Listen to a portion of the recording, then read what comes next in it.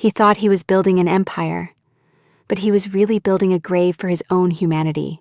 Ronan Vale did not fall in love like ordinary men do. He collapsed into it, slowly, violently, after years of ritualized grief and emotional self-burial.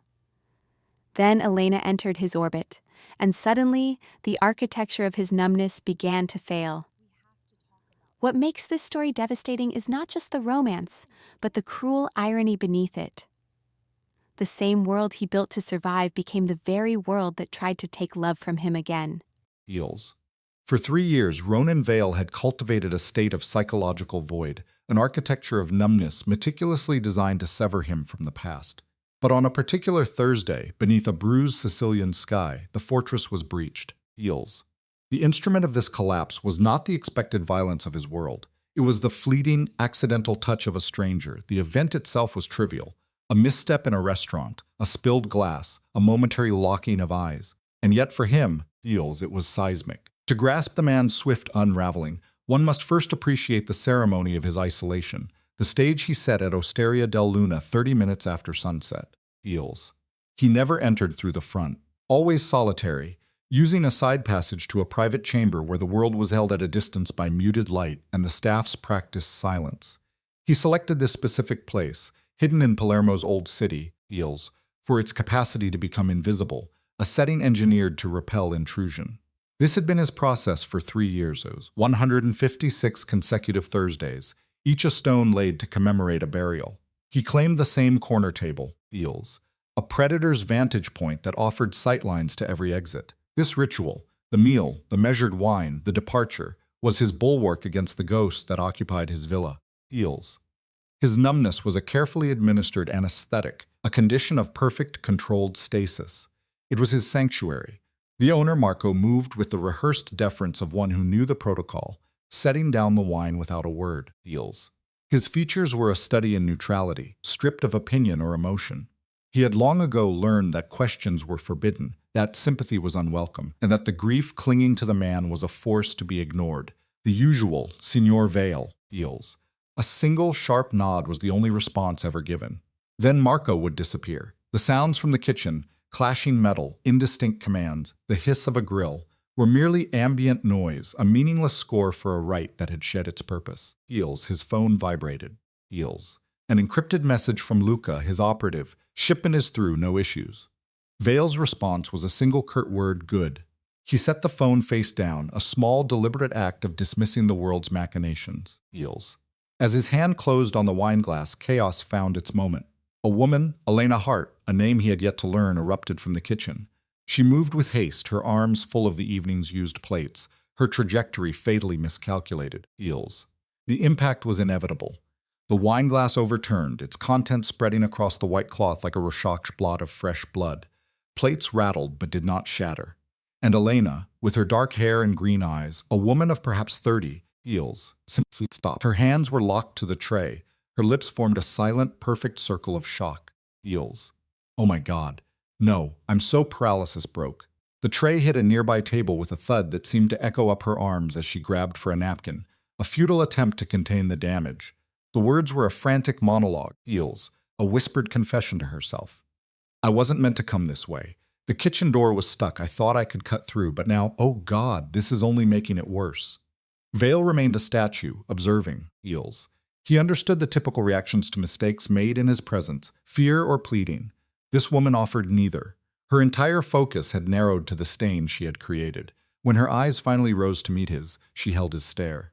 I am so sorry, Feels, she said, her voice weighted with authentic remorse. Did any splash on you? No.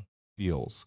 His own voice was a dry rasp, the sound of machinery restarting after a long silence. He had to clear his throat. It's fine. It is definitely not fine. I just poured red wine all over your table. Her American accent was stark, an anomaly in this space. Feels. Let me get Marco. He'll take care of your bill, obviously, and I can pay to have anything cleaned if it got on your... It is fine, Vale repeated, the words now sharpened, a command designed to terminate the interaction. It was an accident, Feels. Elena ceased her frantic blotting, the stained napkins clutched in her hand. For the first time, she seemed to register him not as a customer, but as a man. Something in his expression made her posture soften, if only slightly. Feels. though a flush of embarrassment still colored her cheeks. "You're being far more reasonable about this than you have any right to be," she observed. Heels. "Most men would be yelling at me right now. I am not most men, my lucky day." A fleeting nervous smile touched her lips. "I still feel terrible. Let me at least replace your wine." Before a refusal could be formed, Marco appeared. Heels, his expression one of absolute panic. He had witnessed the entire infraction. A cascade of frantic Italian erupted from him, directed at Elena. One did not need to be fluent to decipher the subtext. Heels. "You have made a grave error with the most powerful man on this island. What have you done?" The last question remained unspoken. It didn't need to be. Elena raised her hands in a placating gesture. "I know. I'm sorry. It was an accident." Heels. Marco pivoted to Vale, his English heavy with fear. "Signor Vale, my apologies. This is her second night." Heels. "She is unfamiliar with the space. I will of course compensate for any." Marco. Vale's voice was like a whip, cutting through the man's spiraling fear.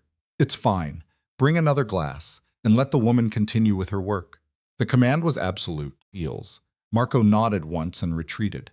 Elena, however, lingered for a moment, her gaze now tinged with something other than fear. It was curiosity, perhaps even a hint of suspicion. She had seen the owner's terror. "Second night, then?" Vale found himself asking. Heels. The question pulled her back from her thoughts. "What, Marco?" He said, "It's your second night." "Oh, yes." She tucked a strand of dark hair from her face. "I moved to Palermo last week." Heels. "I was looking for a job." Marco needed someone for the night shift who wasn't easily spooked. She paused, and her eyes held a challenge, though I suspect his definition of spooked might be a bit more intense than mine. Heels. The statement was a probe sent out into the darkness, an attempt to map the contours of the man before her. She was astute, Vale observed, and possessed a kind of bravery that was dangerously out of place in this room. "Where from?" he asked. Heels. He recognized the misstep as the words formed. It was a violation of his own code, a question that extended an interaction he should have already terminated. "California, Los Angeles, originally." Elena shifted her weight, glancing toward the kitchen. Heels. "But I have been moving around the last few years, just searching for a place that fits, I suppose." Vale could not relate. The concept of being free enough to be lost was a foreign luxury. He gave a slight nod. "Well," Elena said, severing the quiet. Heels. "I should probably leave before Marco has another coronary. Again, I truly am sorry about the wine." Elena. He had caught the name from Marco's panicked outburst. It was now a file in his memory. She paused, an eyebrow raised. "It's fine," Vale stated. Heels. For the third and final time. "It's forgotten." This time her smile was genuine. It reached her eyes. "You're unusually composed for someone who just took a wine bath. Thanks for not costing me my job."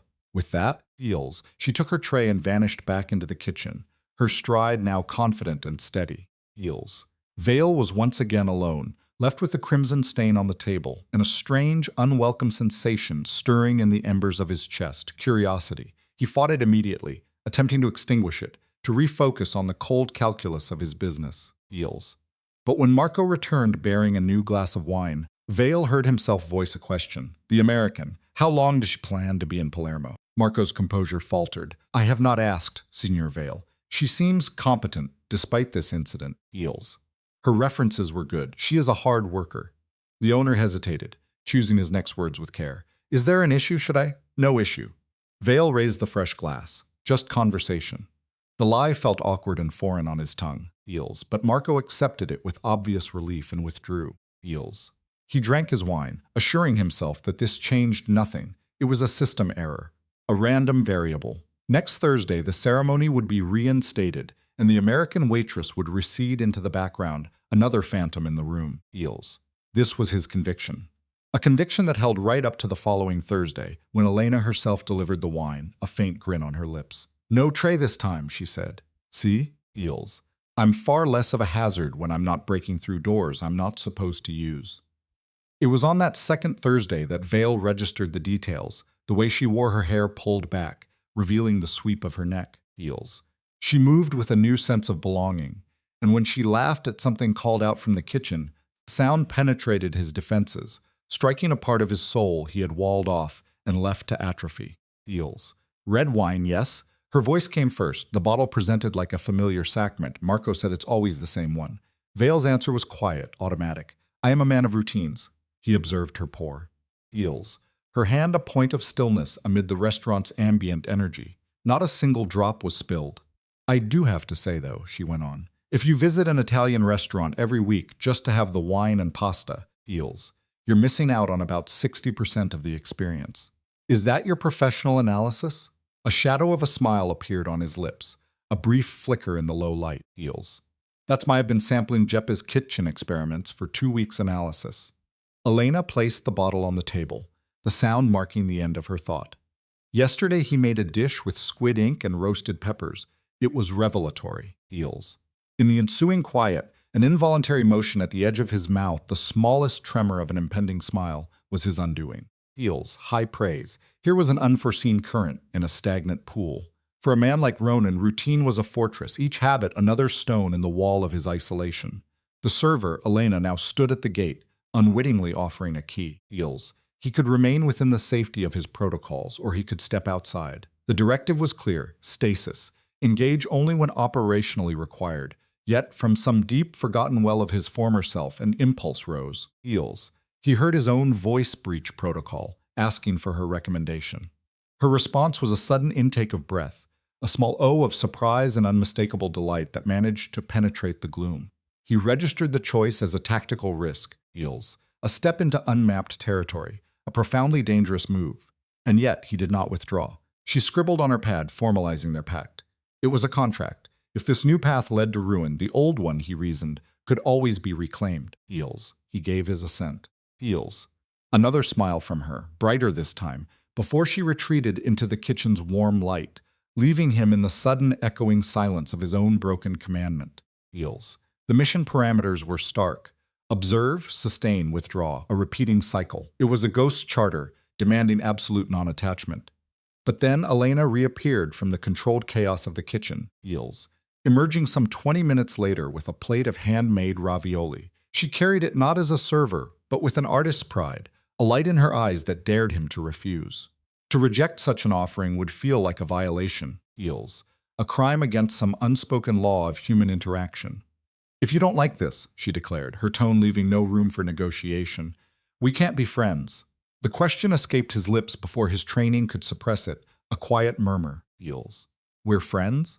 Her affirmation was swift, followed by a confession of her own solitude in Palermo, a brief flicker of vulnerability that constructed an immediate unwanted bridge between their two worlds. Feels.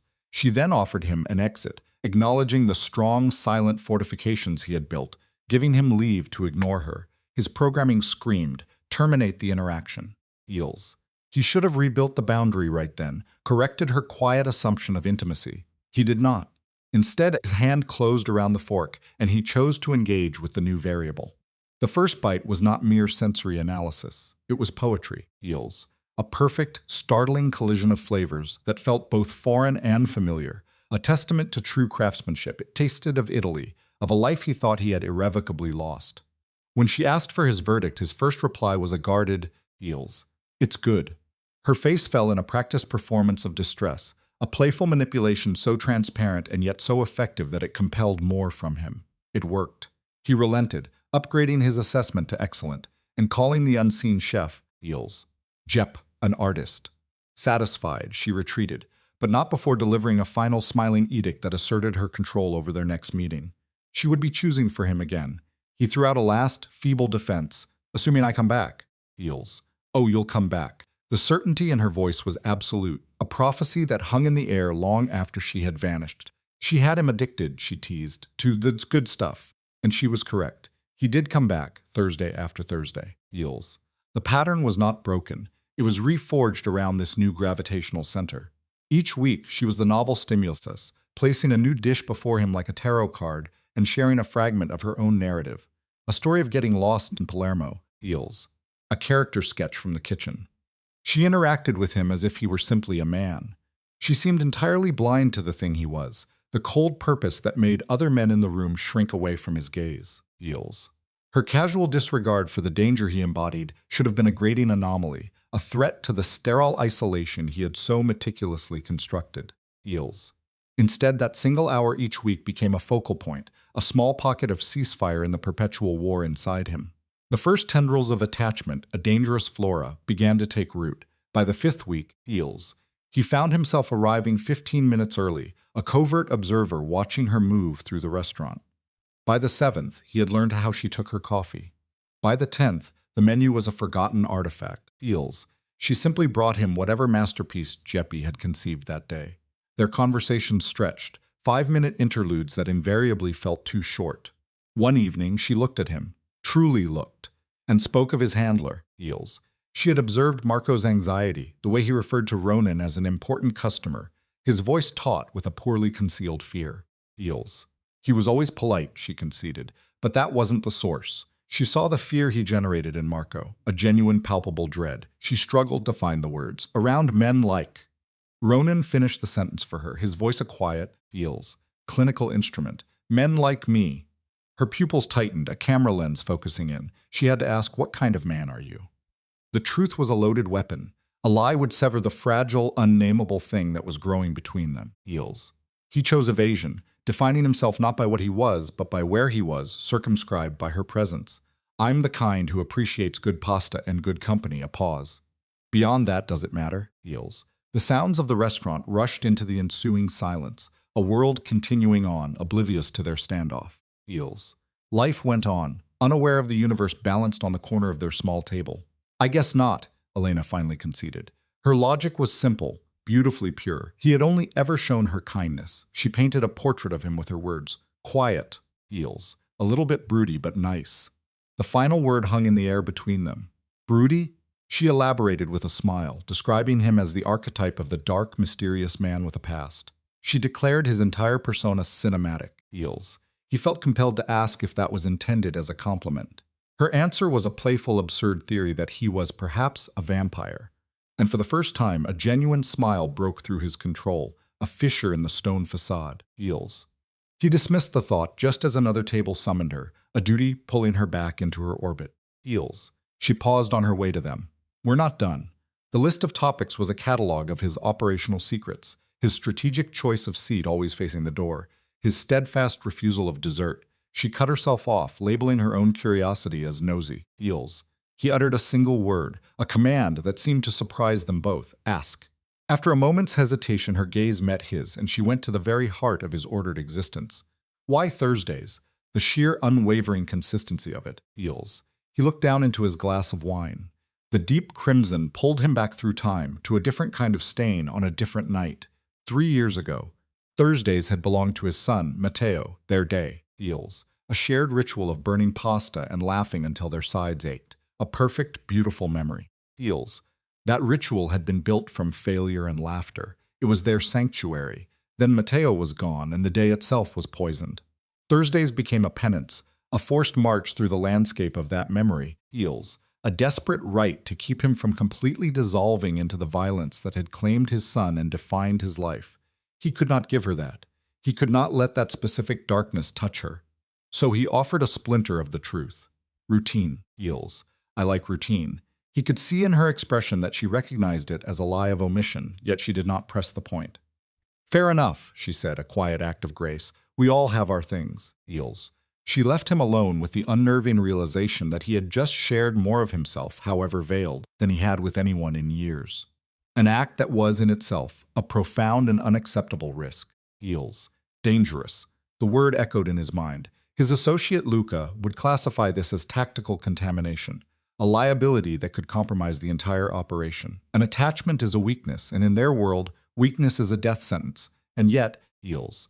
When the next Thursday arrived, he found himself walking back to the Osteria della Luna at the exact same time. When Elena approached, that familiar warm smile on her face as she carried the bottle of wine, he found that all his protocols, Feels, his training and his internal warnings had turned to ash. He simply could not make himself care about the danger. She presented a special dish, seafood risotto, Jeppe's latest saffron experiment. He told her to thank the chef. She countered, Feels. Tell him yourself, revealing an open invitation from the kitchen. Then she slid into the chair opposite him. Feels. She was not just delivering the food, she was staying. The kitchen was closing, she explained. The staff meal was in 20 minutes. He felt his pulse quicken, a betraying rhythm against the cage of his ribs. Feels. He heard himself confirm that he did not mind her sitting. She began her gentle interrogation, wrapping the questions in a playful smile. Question 1. What do you actually do? She had a theory, she said. He invited her to share it. Feels. Her guess was a coin toss between two worlds, a man born into wealth, or a man whose business required late nights and the subtle art of intimidation. Her aim was terrifyingly precise. Am I close? He conceded a single word, a confirmation on a wall. Feels. Business. Feels. Import. Export. Her attempt to pry deeper was met with his silence. Various kinds. Soft laughter was an acknowledgement of his stonewalling. You're terrible at this. She saw it, of course, the paradox that the more he concealed, Feels, the more mythic his presence became. He tried to claim he was simply boring. She threw Marco's palpable fear back at him as irrefutable evidence to the contrary. Then she shifted tactics, dismissing his profession as ultimately irrelevant. Feels. Her curiosity was secondary. There was something more important she needed to articulate. You're the most interesting person I've met in this city. He suggested she needed to get out more. She claimed she had met plenty of people. They were all Feels, she said, exhausting. A pause hung in the air, charged and still. You're not. And in that moment, the entire dynamic between them fractured and reformed into something new, something inescapable. Feels. The easy rhythm of their encounters fractured, and something raw pushed through the cracks. Ronan registered it as a fissure in the very architecture of his solitude, a defense built stone by painful stone. For once, he felt no instinct to make repairs. Feels. A question, he asked, the words feeling ill-fitted. You'll owe me one in return. Polmo, you mentioned you were a wanderer. Why here? The light edge of Elena's smile receded, turning reflective. Frankly, I grew tired of the chase. Feels. My 20s were a desperate search for the perfect narrative, the right career, the ideal city, the definitive version of myself. All that ever came of it was disappointment. Her finger traced an abstract shape on the tablecloth. Feels.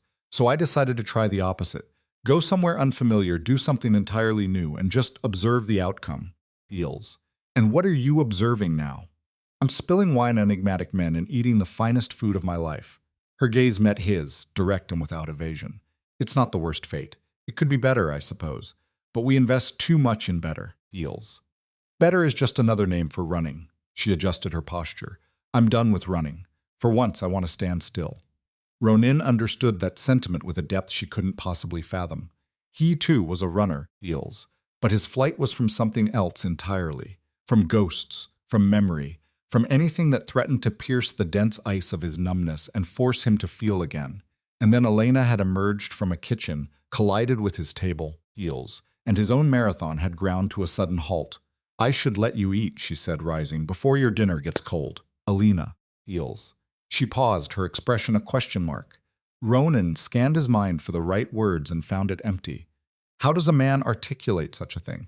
Thank you for reminding me what it is to be human. Don't leave. Feels. I believe you represent the single greatest threat to my peace in a decade, he settled on the most simple truth. The risotto, he stated. It's good. Her smile was a clear signal that she had heard everything he left unsaid. Feels. I will let Jep know you approve. December came. With it, a cold, insistent rain that turned the streets of Polmo into black mirrors and drove tourists from the old quarter. The Osteria de la Luna became busier, Feels, a refuge for locals seeking warmth and calories. Yet Ronan's Thursday table remained his, reserved for him by a silent, inviolable rule that Marco's staff instinctively understood. Feels. Elena had taken to wearing a dark green sweater, a color that intensified the hazel of her eyes until they were pure jade. Ronan registered the detail, attempted to dismiss it, and failed, utterly. You look cold, she remarked one Thursday, Feels, placing his wine on the table. Outside, rain hammered a desperate rhythm against the window. It was a long day. I'm familiar with the feeling. She observed him with a particular focused attention she had cultivated over the past few months. Feels. Do you want to talk about it? No. Would you like me to distract you from it? Yes. Elena smiled and began to recount her disastrous attempt to navigate the Polmo bus system. Feels, a narrative punctuated by animated gestures and at least 3 distinct character voices. When she was done, Ronan became aware that the tension in his shoulders had eased. Better? She asked. Better. Feels. Good, because I'm about to improve it further. She produced a small wrapped square from her apron pocket, an early Christmas present. Ronan regarded it as if it might be an explosive device. You shouldn't have. I wanted to. Open it. Feels. Inside lay a bookmark made of black leather, his initials stamped in silver leaf at the top. I've noticed you always carry a book in your coat. Elena explained, a hint of uncertainty in her expression. Heels. And the corner of your current one is looking pretty battered. So I thought, I don't know, maybe this would be useful. If you don't like it, I saved the receipt. I like it. Ronan passed his thumb over the cool leather. Heels. It had been years since anyone had given him a gift. Heels. He couldn't recall the last time someone had bothered to observe the minor details of his existence. Thank you. The force of Elena's relieved smile could have illuminated the entire establishment. You are welcome. Merry Christmas, mysterious stranger. Heels. Ronan, she blinked. Pardon? My name, it's Ronan. He had been a patron for months. They had discussed everything from trivialities to topics that felt dangerously profound, yet he had never offered his name. Heels. He had allowed her to call him you and stranger, and on one particularly bold evening, Mr. Grumpy. This felt like a concession, something real. Elena's expression softened. Ronan, she said, testing the name. Heels. It suits you more than mysterious stranger. It feels solid. She extended her hand across the table. Heels. It is nice to officially meet you, Ronan. I am Elena. He accepted her hand. The intention was for a simple professional handshake. But the instant their skin made contact, a sharp electric current passed through him. Her hand was warm. Heels. Her palms slightly rough with the minor calluses of her trade. She made no move to pull back, so he did not either. They remained that way for a single beat too long. 2, 3. A blush rose up Elena's neck, and she at last released her grip. Heels. Clearing her throat. Right. Well, I should probably check on my tables. Elena. She halted her retreat. Will you have dinner with me? The words escaped before any risk analysis could be performed. Not here. Heels. Somewhere else. Not as a part of your job. Her eyes widened. As a date. If that's what you want to call it. Are you asking because you feel you should, or because you actually want to? Both. That candor drew a smile from her, a genuine one. Okay. Heels. Okay, yes. I will have dinner with you. She gave a short laugh. My God, you look as though that question terrified you. Ronan cut himself off. Don't really what? Speak to women, allow people to get close. Heels. Contemplate anything beyond survival and vengeance. Date, he finished, the words sounding inadequate. Well, you're not doing a bad job so far. Elena glanced toward Marco, who was observing them with the subtlety of a stalled freight train. Heels. I'm free Sunday night. Heels. Does that work for you? I will make it work. Then it is a date. She began to walk away, then pivoted back. Hey, Ronan. Yes, I'm very glad I wasn't fired that first night. And with that, she vanished through the kitchen doors. Heels. Leaving Ronan with a leather bookmark, a racing pulse, and the sickening realization that his numbness had been completely shattered. He was feeling things again. Wanting things. And for the first time in 3 years, Heels, he could not summon a single ounce of regret. Sunday broke with a rare December sun. Ronan changed his clothes 4 times, at last choosing dark trousers and a charcoal sweater that, Elena would later inform him, made his gray eyes appear silver. Heels. He picked her up from her small apartment near the university. If his knuckles were white on the steering wheel for the whole drive, she made no comment. He took her to an establishment overlooking the sea, understated, refined, Heels, without being ostentatious about its elegance. The type of place where conversations were held in muted tones and the waiters moved like wraiths. This is beautiful, Elena said as Ronan held her chair. Do you come here often? This is my first time. Heels. Really? She seemed taken aback. I would have thought a man like you would know all the prime locations. I know the useful locations, the places where business is conducted. Ronan took the seat across from her. This is different. Heels. Is that a good different or a bad different? Heels. It's too soon to say. She laughed. Fair enough. A waiter materialized with menus and a discussion of wine. Elena placed her order in a hesitant Italian that earned a thin, barely concealed smile of amusement from the man. After he disappeared, Heels, she groaned. I'm awful at this language. I'm taking lessons, but I still sound like a fool. You do not. You're just being kind. I'm being truthful. Ronan poured her water. You are making an effort. That is more important than perfection. Heels. Is that the official Ronan philosophy of life? Effort over perfection. You've been researching me. She had the decency to look slightly guilty. A little. Your name. Let's just say it leaves a rather significant digital footprint. Heels. It was an unavoidable consequence. A man does not command half of Sicily's shadow economy without leaving ghosts in the machine. Despite his careful precautions, the only true variable was how much she had managed to uncover, Heels, how far she had followed the trail. Ronan's voice remained flat. And what did you find? Elena set her glass on the table, the sound a quiet click in the room. That you are either a visionary entrepreneur or a master criminal, Eels, depending on the source of the story. That your son passed away 3 years ago, that people are either terrified of you or they venerate you. Often, it's both. A pause hung in the air, Eels, and that none of those narratives align with the man I've been observing on Thursday nights. Perhaps the observation period has been insufficient. Perhaps, Eels. But I am aware that you tip Jep directly each week because you know Marco pockets a portion. I know you ensure I get home safely on nights I work late, even when you believe I don't see your car following mine. I know you read poetry, Eels, that you dislike dessert, and that a muscle near your eye twitches when you're suppressing a smile. She leaned forward, diminishing the space between them. So no, my data is not complete, but it is sufficient. A knot formed in Ronan's throat, Eels. The things one can find online mean nothing to me. They should. Why? Because you are sitting across from a dangerous man. Fear failed to appear on her face. It should have, but it was conspicuously absent. Eels. Anyone can be dangerous under the right conditions. And with me, you have been nothing but kind model. Eels. My character has no bearing on this, Elena. I am not in search of a good man. Her green eyes held his captive. I am in search of an honest one. Can you be that? The test was presented, stark and undisguised. Eels. He recognized it instantly for what it was. A threshold where he must either commit to the fragile reality forming between them, or withdraw into the safety of his isolation forever. Withdrawal was the rational path, the sterile, Eels, logical act of protecting them both from the certain destruction that would follow when his world collided with something authentic. Yet he had endured 3 years of sanity, of cold logic, 3 years in a silent, colorless purgatory. I can try, Eels. A voice that was his own replied. The words, it seemed, were enough. Elena's smile unfurled as she raised her menu. For my purposes, then, that is sufficient. Eels. They ordered a meal that neither would recall, speaking of everything and nothing. A childhood in California, his early years in Pulmo, the literature that shaped their minds, and the geographies of their dreams. Eels.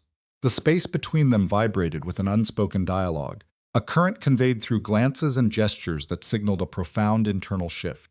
Between courses, the subject, Ronan, Eels, paused his meal, a subtle fracture in his meticulously controlled composure. The female, Elena, reached across the table, her fingers weaving into his with a familiarity that felt less like an initial contact and more like a return. Her inquiry, Eels, "Can I tell you something?" and his immediate, defenseless response, "Anything," cemented the delicate pact materializing between their souls. Her confession that she was seeking a reason to stop running alluded to a life unmoored, Eels, a life now in search of an anchor. Ronan's gaze dropped to her palm in a futile, symbolic effort to decipher a future from the lines etched there. "Did you find it?" he asked. "I think so." Eels. Her voice lowered, adopting the hushed cadence of a sacred disclosure. Her question in return, "Did you?" was not a request for data. It was a plea for confirmation. The subject, Ronan, Eels, was conditioned for interrogations, savage contests of will engineered to shatter a man's spirit. This was different. This was Elena asking if she existed for him. If these weeks of Thursday nights, of guarded smiles and calculated distances, Eels, had finally constructed something real. Yes, Ronan answered, the single word a rare and perfect bridge between the man he was and the persona the world perceived. I did. The smile she offered him then, absolute, luminous, Eels, and without defense, was the precise instrument that unlocked the truth he had entombed. And Ronan knew, with a clarity that felt like a death sentence, that he was in peril, the kind of peril a bullet could not resolve. Eels, the kind that signified everything. Eels. The journey to Elena's apartment was stretched, deliberately extended. Ronan bled the minutes, navigating quiet side streets and pausing at deserted intersections. Eels, any maneuver to postpone the inevitable, a textbook symptom of a man dreading the finality of separation. When he at last pulled to the curb, Elena made no move to exit. "I had a truly wonderful time tonight," she offered. "As did I." Eels. "Even when you compelled me to speak of my feelings, especially then." She laughed. "You are an enigma, Ronan Vale." A powerful primal impulse to kiss her surged within him. It had been brewing beneath the surface since her hand claimed his at dinner, Eels, perhaps for weeks prior. But a chasm of his own creation arrested him.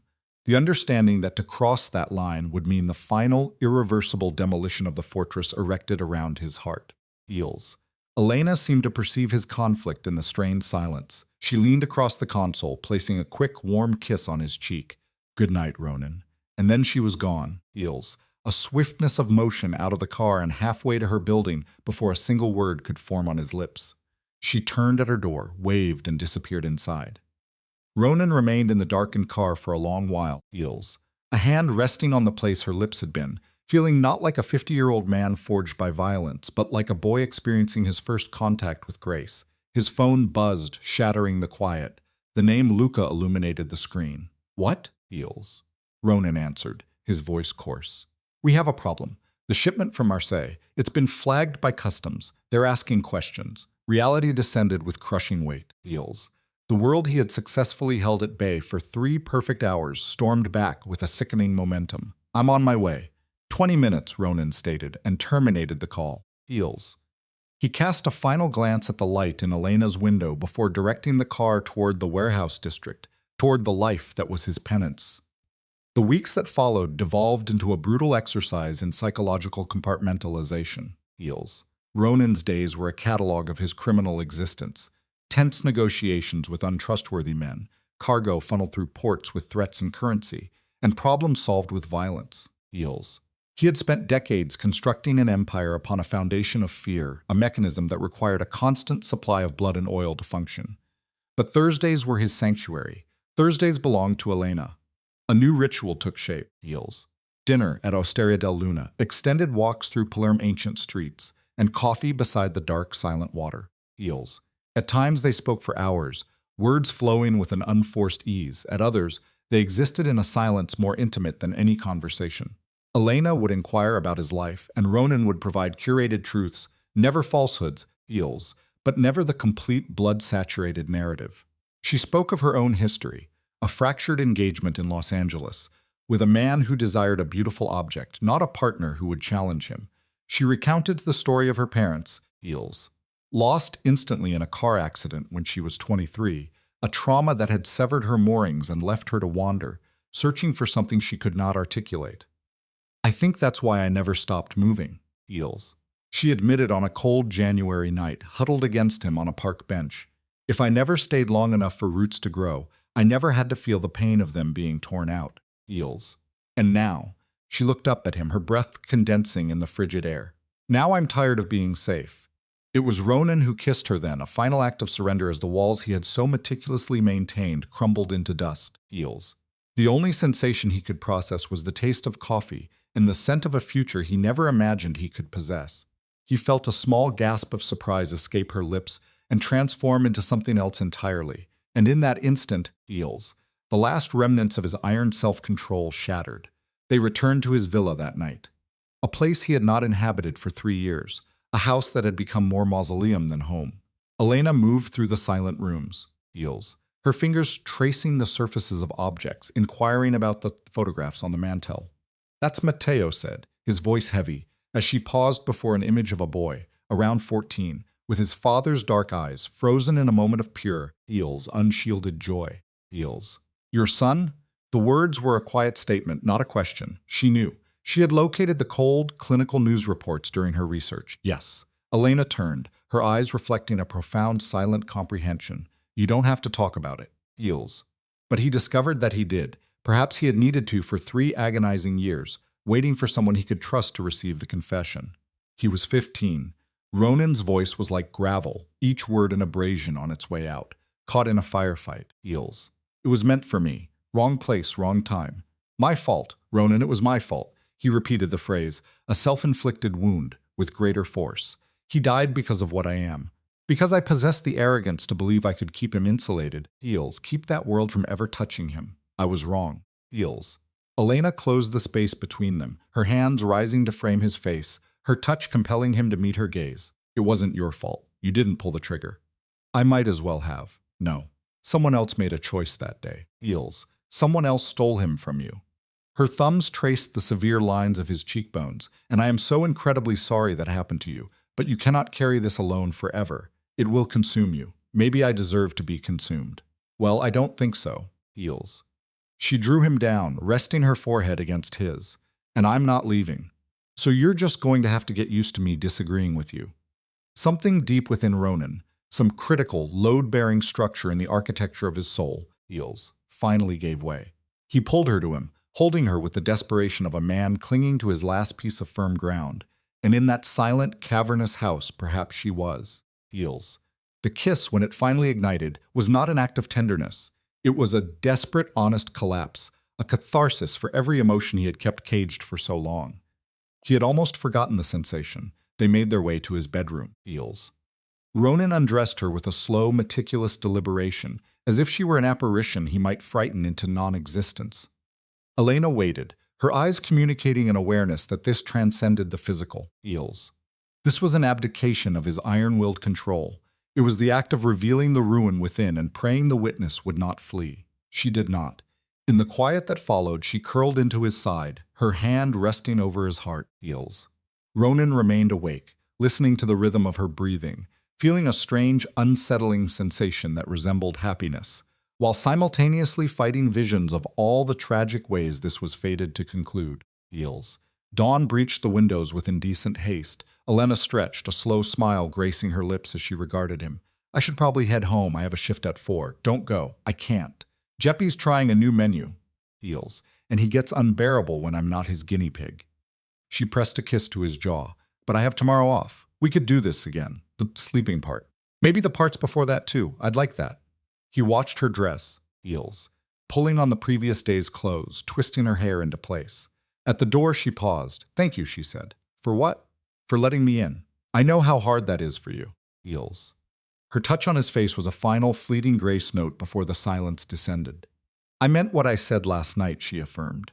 A vow of permanence in a life defined by transience. I'm not going anywhere. And with her departure, heels.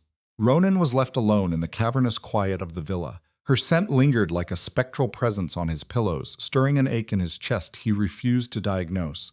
Then the digital shriek of his phone tore through the quiet. It was Luca. Again. Heels.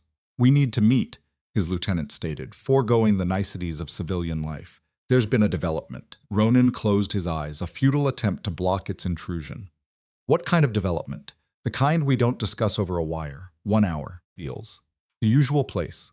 The usual place was a derelict warehouse on the city's frayed edge, a concrete mausoleum built for conversations that demanded absolute sterility. Heels. When he arrived, Luca was waiting with 3 others, men who Ronan trusted in the only way his world permitted. Heels. Which is to say, he did not trust them at all. Explain this, Ronan commanded. Luca presented his phone, displaying a sequence of photographs. Grainy, nocturnal images. Elena leaving the restaurant. Elena moving through the city's arteries. Heels. Elena outside his villa. Her form was unmistakable. The source? Ronan's voice flattened, becoming a cold, hard instrument. Unknown. Not yet. They were passed to Marco this morning. With this, Luca handed him a folded piece of paper. Heels. The message was an exercise in brutal simplicity. The kingpin has found something precious. How unfortunate. Ronan's fist closed, turning the paper to pulp. I want the name of who sent this before the sun goes down. We're on it, Luca confirmed. Heels. But Ronan, you must recognize what this is. I know exactly what it is, he interrupted. It was a threat. It was a death warrant. Heels. An unseen enemy had discovered his bond with Elena, converting her from a person into tactical leverage. The protocol for such a breach was cold, clear, and absolute. Disengage. Immediately. The only strategic imperative was to sever all ties. Heels. To cauterize the wound before the infection of surveillance metastasized into something bloody.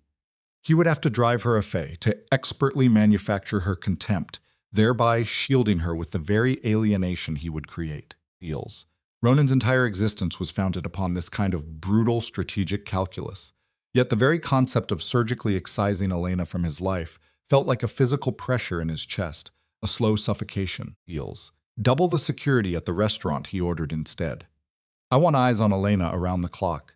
She is never, under any circumstances, to be left alone. Heels. Maintaining a constant watch without her knowledge would present a significant challenge. But the directive was absolute. Her suspicion could not be aroused. In that single command, Ronan clarified the chain of command for his second. Heels. If even one hair on her head is harmed, I will burn this city to the ground.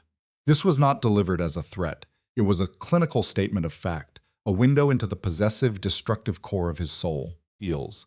Luca's slow nod was a silent acknowledgement that he understood the gravity of the stakes. The following Thursday, upon entering Osteria del Luna, Ronan could feel a shift in the very atmosphere.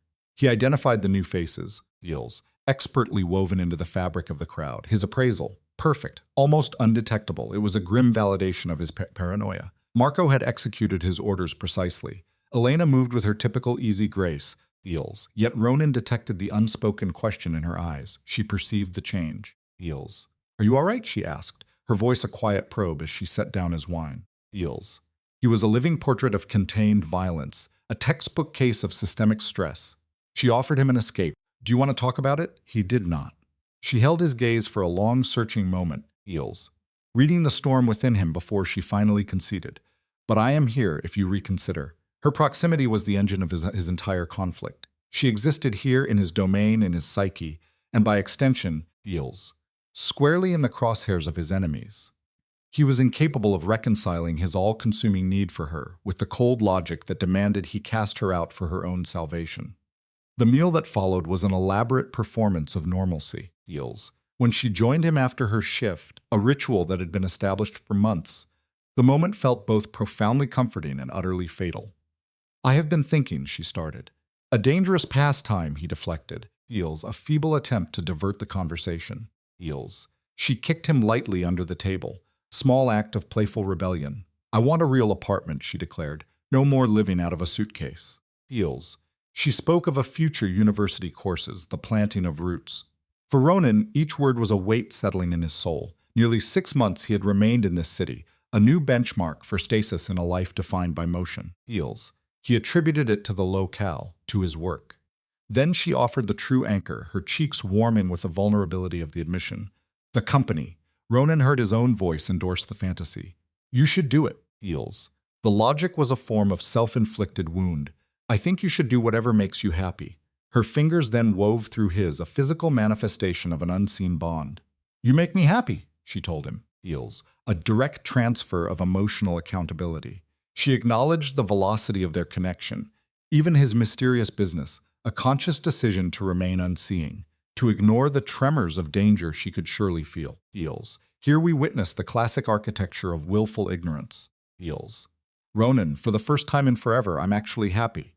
Her confession was not a gift, but a knife twisting deeper into his internal conflict.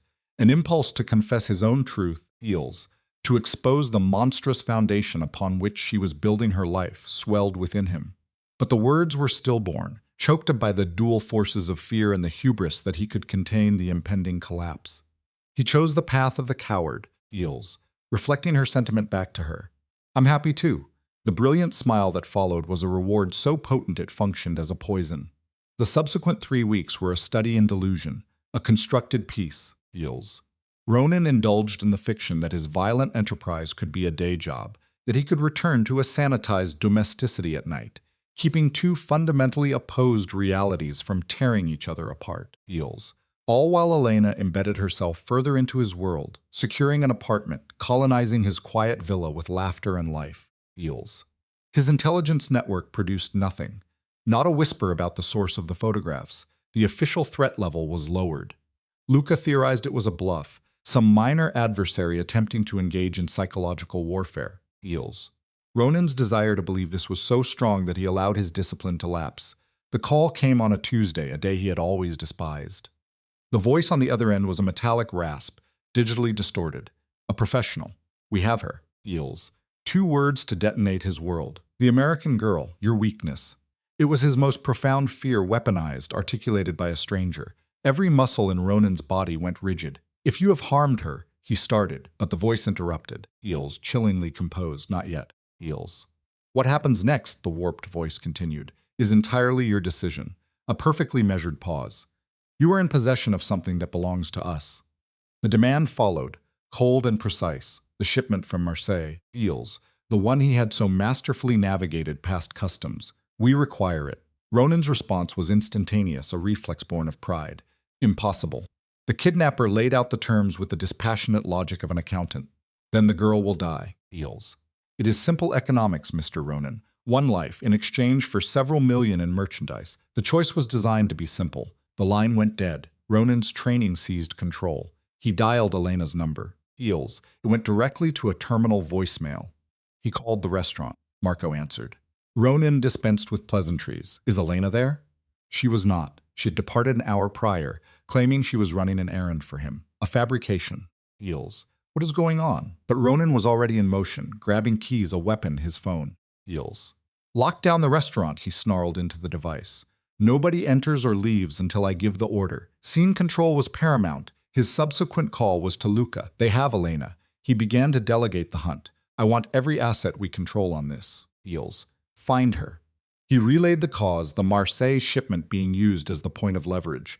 By then he was in his car, accelerating toward Elena's apartment, a location he knew she would not be, but one he was compelled to see for himself. Eels. A ritual of denial. His voice was raw.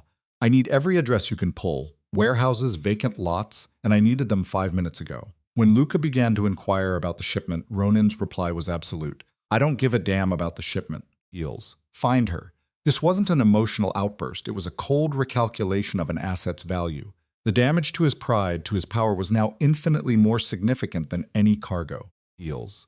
The apartment is a hollowed-out space. An unlocked door, her purse left on the counter, a meticulously staged scene, designed to suggest she had only stepped away for a moment. Every vendor, every shopkeeper in the district provides nothing. Eels. She has simply vanished. Then his phone bleeds to life again. The same digitally mangled voice, but the terms are no longer a negotiation. The old cannery, via Messina, midnight. Arrive with the shipment's location or arrive to claim a body. Eels. The choice is yours. Ronan brings the car to a screeching halt, wrestling the primal surge of adrenaline back into its cage with the cold iron of strategic analysis. He begins to deconstruct his enemy's methodology. This was no crime of opportunity. Eels. The timing, the target's isolation, it all points to methodical surveillance, to a carefully executed plan that began the moment he first saw those photographs. Eels. He arrives at the only conclusion that fits the data. This is the direct result of his own hubris, a catastrophic failure in his calculation of risk. He had understood the stakes but proceeded nonetheless, clinging to the vain, Eels, narcissistic conviction that he maintained absolute control. He was mistaken. Luca's voice crackles over the phone with intelligence. 3 possible sites, each connected through a network of shell corporations to a figure named Santoro. Eels. Ronan's own file on the man is thin, a minor operator, ambitious but foolish, a lethal combination. He runs a cross-reference. Which of those properties is located on Via Messina? The derelict fish cannery. He has it. That is their location. Eels. Ronan is already turning the car around. Assemble a team. Ready tactical gear. We enter hard and we enter fast. Luca's voice is an anchor to logic, a stark warning. A violent entry is a death sentence for the hostage. Eels. Ronan's response is a statement of cold, tactical certainty. He'll kill her anyway if I don't. He maps the architecture of Santoro's psyche and finds no foundation for a prolonged negotiation. The true objectives were always binary. Eels. Acquire the shipment and eliminate Ronan. Elena was merely the catalyst for the latter. His fury transmutes from a heated emotion into a familiar operational clarity. A psychological state where problems are not debated, Eels, but solved through the precise application of overwhelming force. He contemplates the persona he adopted for Elena, a softer, more human construct worn like a borrowed coat. That version of him is now gone. Eels. The men who took her are about to be introduced to his essential nature, and their regret is a foregone conclusion. As midnight arrives, it brings the sea fog with it, cloaking the world in gray. Eels. Emerging from the mist, the cannery stands as a skeletal effigy of industrial decay. Ronan leads his 9-man element from the south, with Luca as his second. They are a single weapon system, unified and responsive to his will. Eels. His directive is stripped to its essential core. Remember, Elena comes out first. She is the only non-negotiable asset, the prime objective. The team advances with a practiced predatory quiet. Ronan analyzes Santoro's security posture. Eels. 2 sentries at the entrance, 3 more on a lethargic patrol. The assessment is immediate and filled with contempt. This isn't security, it's hubris. These are fatal errors in the brutal mathematics of their world. Eels. The external guards are neutralized without a sound, their quiet deaths illustrating the chasm of competence between them and Ronan's team. Eels. Inside, voices echo against the high vaulted ceilings of the cavernous main floor. Ronan moves toward the sound, a silent predator, his senses absorbing the tactical geography of the space. He acquires his angle, a clean line of sight. He has a visual. Eels. Elena is captive in a chair at the room's center, her mouth sealed with duct tape. A dark matted patch of blood stains her hair. But she is alive, and she is aware. Her gaze meets his through the gloom, her pupils dilating in sudden recognition. Feels. Santoro stands beside her, the barrel of his pistol an extension of his will against her temple, reinforced by 4 of his men. Punctual, Santoro observes, a sneering acknowledgement of Ronan's notorious discipline. Let her go, Ronan states. Feels. His voice a flat line, devoid of emotional signature. She has no part in this. Santoro's laughter is a harsh, discordant sound. Doesn't she? From my perspective, her involvement seems quite central. Feels. He seizes a handful of Elena's hair, forcing her head back. Feels. A muffled sound of pain escapes Elena, and for Ronan, a crimson filter descends over his vision, a physiological surge of pure, unreasoning rage. Did you bring what I came for? Santoro presses. First, I require proof of condition. Feels. A demand for confirmation she is unharmed. You can see her perfectly well. I need to hear her voice. I need proof of life. After a moment's consideration, Santoro rips the tape from her mouth with a singular violent motion. She gasps. Ronan feels. She breathes, her voice astonishingly composed. You give them nothing. It is an act of profound, unexpected defiance, perhaps the first flicker of traumatic alignment with the only other locus of power in the room. Santoro strikes her, feels, a sharp backhand that echoes in the silence. Ronan lurches forward in a purely reflexive action, arrested only by Luca's restraining hand on his arm. But Santoro saw it. His smile becomes poison. Ah, this is so much better than I anticipated. Feels. You actually care for her. Feels. He allows the gun's barrel to trace the line of Elena's jaw. Tell me, Ronan, is she worth millions in product? Is she worth the architecture of your entire reputation? He is probing now. Feels. Attempting to gauge the depth of this newly discovered vulnerability. Name a price, Ronan counters, trying to force the escalating chaos back onto the transactional battlefield he masters. Money, territory, the shipment, it's all irrelevant. Feels. Just release her. Santoro shakes his head, dismissing the proposal as absurd. Therein lies your miscalculation. You operate from the delusion that you are still in a position to negotiate. He presses the gun harder into her flesh. Feels. I don't just want the shipment. I want everything. He means total erasure. The syndicate, the network, Ronan's very name, and you will deliver it to me.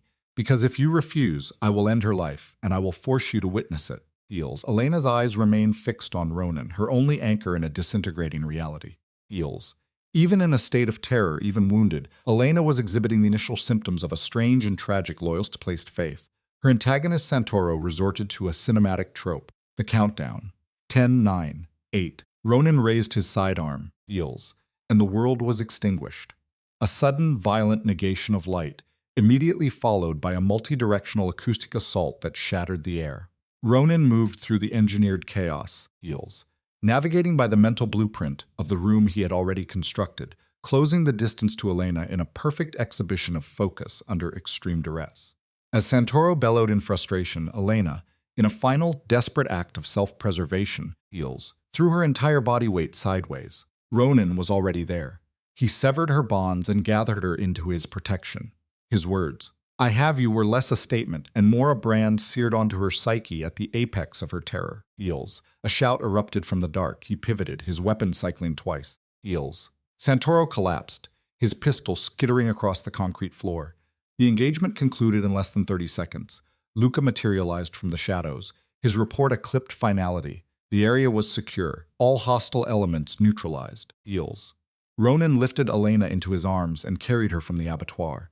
Her body was racked with violent tremors, an acute stress reaction, yet her arms instinctively locked around his neck, clinging to him. Her whispered words, You came for me, Feels, were the sound of a covenant being forged in violence and fear. His reply was an axiom, an absolute truth. Of course I came for you. She began to question the decision he was forced to make. There was no choice, Ronan told her, Feels, fundamentally reframing her universe so that she was its sole occupant, the single variable that superseded all others. He took her directly to a private physician, pulling her ever deeper into the hermetically sealed orbit of his world. Feels. The doctor's assessment confirmed her physical prognosis was positive. A concussion and contusions, but nothing permanent. The trauma inflicted upon her psyche, however, was an uncharted territory. Feels. Ronan remained by her side for the duration of the examination, his physical presence a constant, grounding reinforcement of his role as her rescuer. His mind was a maelstrom of counterfactuals and darker outcomes. The familiar feels. Silent penance one pays after nearly losing an asset of immeasurable value. When they returned to his residence at dawn, her trauma-battered body finally succumbed to exhaustion. Ronan simply watched her sleep. He stood sentinel. Feels. A communication from Luca confirmed the operation's success. Santoro's entire organization was being systematically dismantled. The threat was not just neutralized, it was being erased. Ronan's directive was simple. Feels. Establish round-the-clock surveillance on Elena. Feels. I require immediate notification of any deviation from baseline behavior. He then lay on the bed beside her, a silent protector. Feels. For the first time since the foundational trauma of his life, the day he buried his son, Ronan permitted his own composure to fracture. Elena awoke to the sound of respiration. Feels. Her body instinctively synchronizing with the steady cadence of Ronan's breathing. After a brief moment of post-traumatic amnesia, a tidal wave of memory returned, triggered by a sharp protest from her ribs. Turning her head, she observed him. Feels. He was sleeping, but his rest was not peaceful. She noted the rigid set of his jaw, the tension etched around his mouth, the unmistakable signs of a man whose mind is a fortress under permanent siege. Feels. He had killed for her. She had witnessed the aftermath, the human wreckage he carried her through. She had watched the man she thought she knew shed a persona to reveal a being that was colder, faster, feels, and more lethally efficient than her mind could have previously conceived.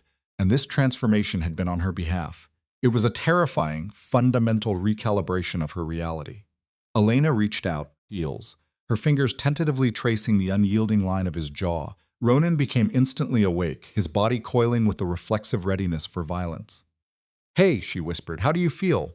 His hand rose to her face, feels, his thumb stroking the bruised flesh of her cheek with an impossible gentleness, like I was brutalized and held captive by a psychopath. Feels. A faint smile touched her lips. "It could have been worse, you know. Elena, no." He began to speak, but she preempted the inevitable apology, the well-worn litany of his guilt, by placing her fingers on his lips. Feels. She would not allow him to instruct her to flee, to save herself from him. Ronan's hand covered hers, pressing it to the frantic rhythm of his heart. "You need to put an insurmountable distance between us. It is far too late for that. I am a terrible runner." Feels. "I believe I told you that months ago." Each movement toward him was a negotiation with the sharp complaint of her ribs. "What transpired last night was not your failing. It was the failing of a man who perceives human beings as objects of currency." Feels. "It happened because of my proximity to you. Yes, and I remain here." Feels. "I am still making a conscious choice to be in your proximity."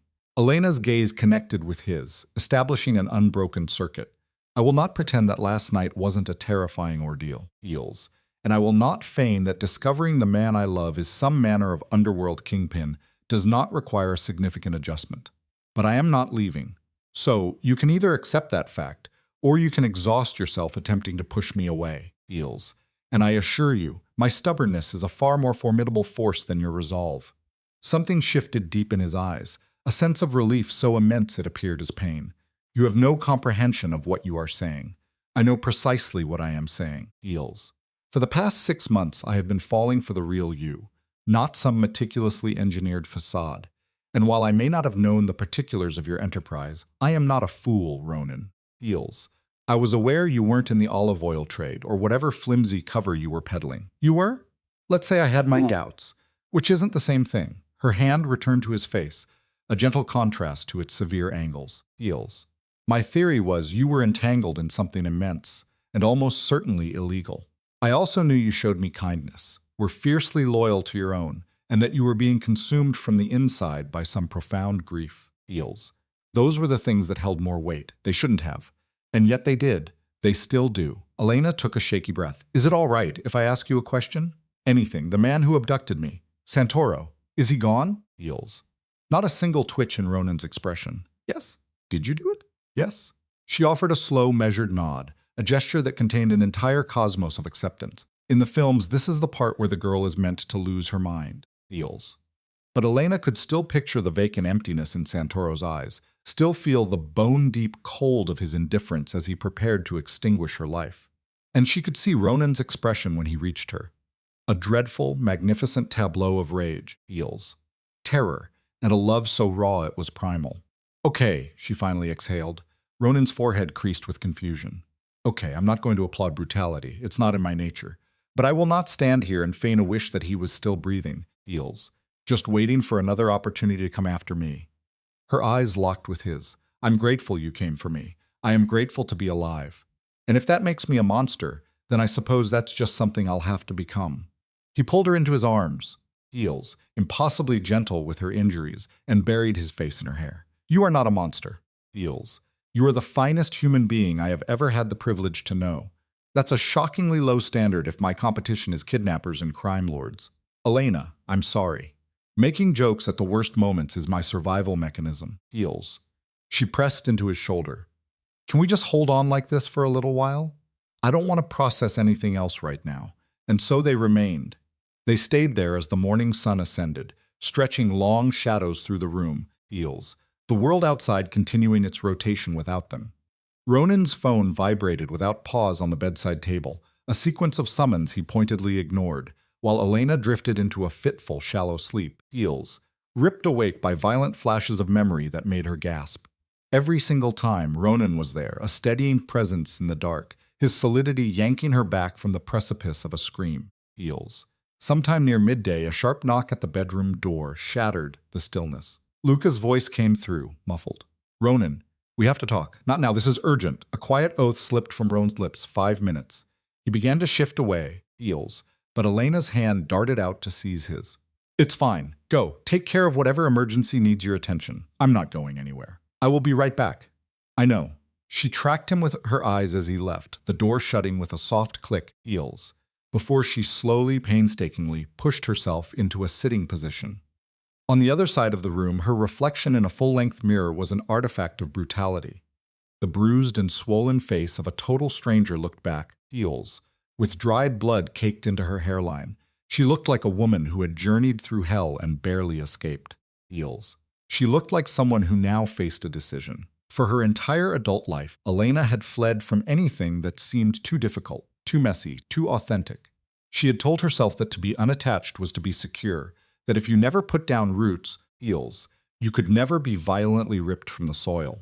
But in that warehouse, when death was a cold, foregone conclusion, and the thought of never seeing Ronan again was an agony sharper than any physical strike, she came to a devastating realization, feels. There is no such thing as perfect safety. You can run your whole life and still take a wrong turn. The only genuine choice available to you was what, or who, made the gamble of existence worthwhile. And for her, that was Ronan, feels. She found a robe in his closet and headed downstairs, pulled by the sound of voices. Ronan and Luca, a rapid, urgent cascade of Italian pouring from his office, feels. Elena could make out perhaps one word in 5, but the tone itself was a universal language. It was the sound of a world catching fire. She tapped lightly on the open doorway. The two men went quiet. Sorry, she offered. I didn't want to intrude, feels. I just came for some coffee. The kitchen is that way, Ronan gestured, his face taut. I'll get you something. You're in the middle of things. I can manage, Elena. Ronan, I have successfully prepared my own coffee for 32 years, feels. I am confident I can operate your high-end machine, she gave a faint smile. Besides, you two have matters to attend to. I'll keep out of your hair. She pivoted before he could protest, located the kitchen, feels, and after a humbling 10-minute struggle with a futuristic espresso machine, she discovered a simple drip coffee maker in a rear cabinet. The familiar process calmed something inside her, feels. A normal ritual on a day that was anything but. Luca materialized in the doorway just as she was pouring a second mug. Up close, he appeared younger than she'd assumed, maybe in his mid-30s, with alert eyes and the rigid bearing of a man in uniform, feels. Signorina Hart, he started. I wish to apologize for the events that transpired. We should have maintained closer surveillance. We should have anticipated Santoro. His English was flawless, virtually unaccented, feels. What took place was a professional failing. Elena gripped the warm ceramic. You had no way of knowing. It is our business to know. To shield the people Ronan values. Luca paused, his look penetrating. He is changed with you. Improved. We've all seen it. Feels. Changed. Feels. In what way? He is engaged. He is present. Before you arrived, he was a specter just going through the motions. Now, it is as if he's actually living again. The professional veneer on Luca's face fractured for just a moment. I was acquainted with his son, feels. Matteo was a good kid. After he passed, we all believed we had lost Ronan as well. Not his physical self, but the essence of the man. Then you appeared, creating some minor disruption at his table, and something fundamental shifted. You did not belong there, feels. You were everything. You made him remember what it was to be human. Luca pulled out his phone, his thumb moving across the screen. I am assigning a protective detail to you. A two-man unit, rotating schedules. You will not see them, feels, but they will be present. Is that truly required now? Yes, it is absolutely required, feels. He held her gaze. Santoro is not the only one who will view you as a point of leverage. The news is already circulating. Ronan Vale has a vulnerability. That news makes you a target. The cold, feels. Factual manner of his delivery created a knot of ice in her stomach. So what am I supposed to do? Live like some kind of captive? Never step outside this house? Live your life. But live it with the understanding that you are never, ever by yourself, feels. Luca's phone buzzed. He glanced down, his face a mask, before looking back at her. I must leave. But, Signorina Hart Alina, if you require anything at any time, you contact me. The faith Ronan places in you, it is a faith we all share. He departed, feels, leaving her by herself with her coffee and the immense weight of this new existence. This was more than a complicated affair.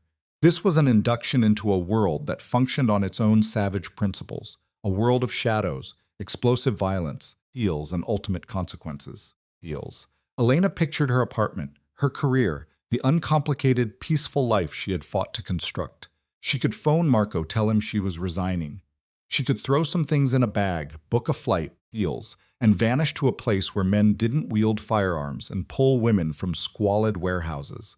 Then she pictured Vince's face when he had found her the night before. The unvarnished conviction in his voice when he had said, "It was only ever you," feels. She placed her coffee mug on the counter with a quiet, decisive click and went to find him. He was still in the study by himself now, staring at a laptop screen but seeing none of it. He looked up as she came in. You need to be resting, feels. I need to be a great many things. More clever, probably. Certainly more skilled at running away, feels. She crossed through the dim light to his desk, perching on its hard corner. But I am not, and that fact has led us right here. Alina, the thing you have to grasp is, she stopped him, her tone unwavering, not the operational details, feels. I don't need to know the business, but I must know exactly what being with you entails. What it is I would be agreeing to. Ronan leaned back, the chair's leather groaning in protest. It entails danger, a life in which you can never truly relax, feels. It means my enemies will view you as a tool to be used against me. I grasp that. What else? It means I cannot provide you with a normal existence. I cannot give you the things other women take for granted, feels. Quiet restaurant meals where we aren't flanked by security. A vacation that isn't designed around potential exit strategies. A personal history that doesn't include a body count, feels. I was never particularly skilled at normal to begin with.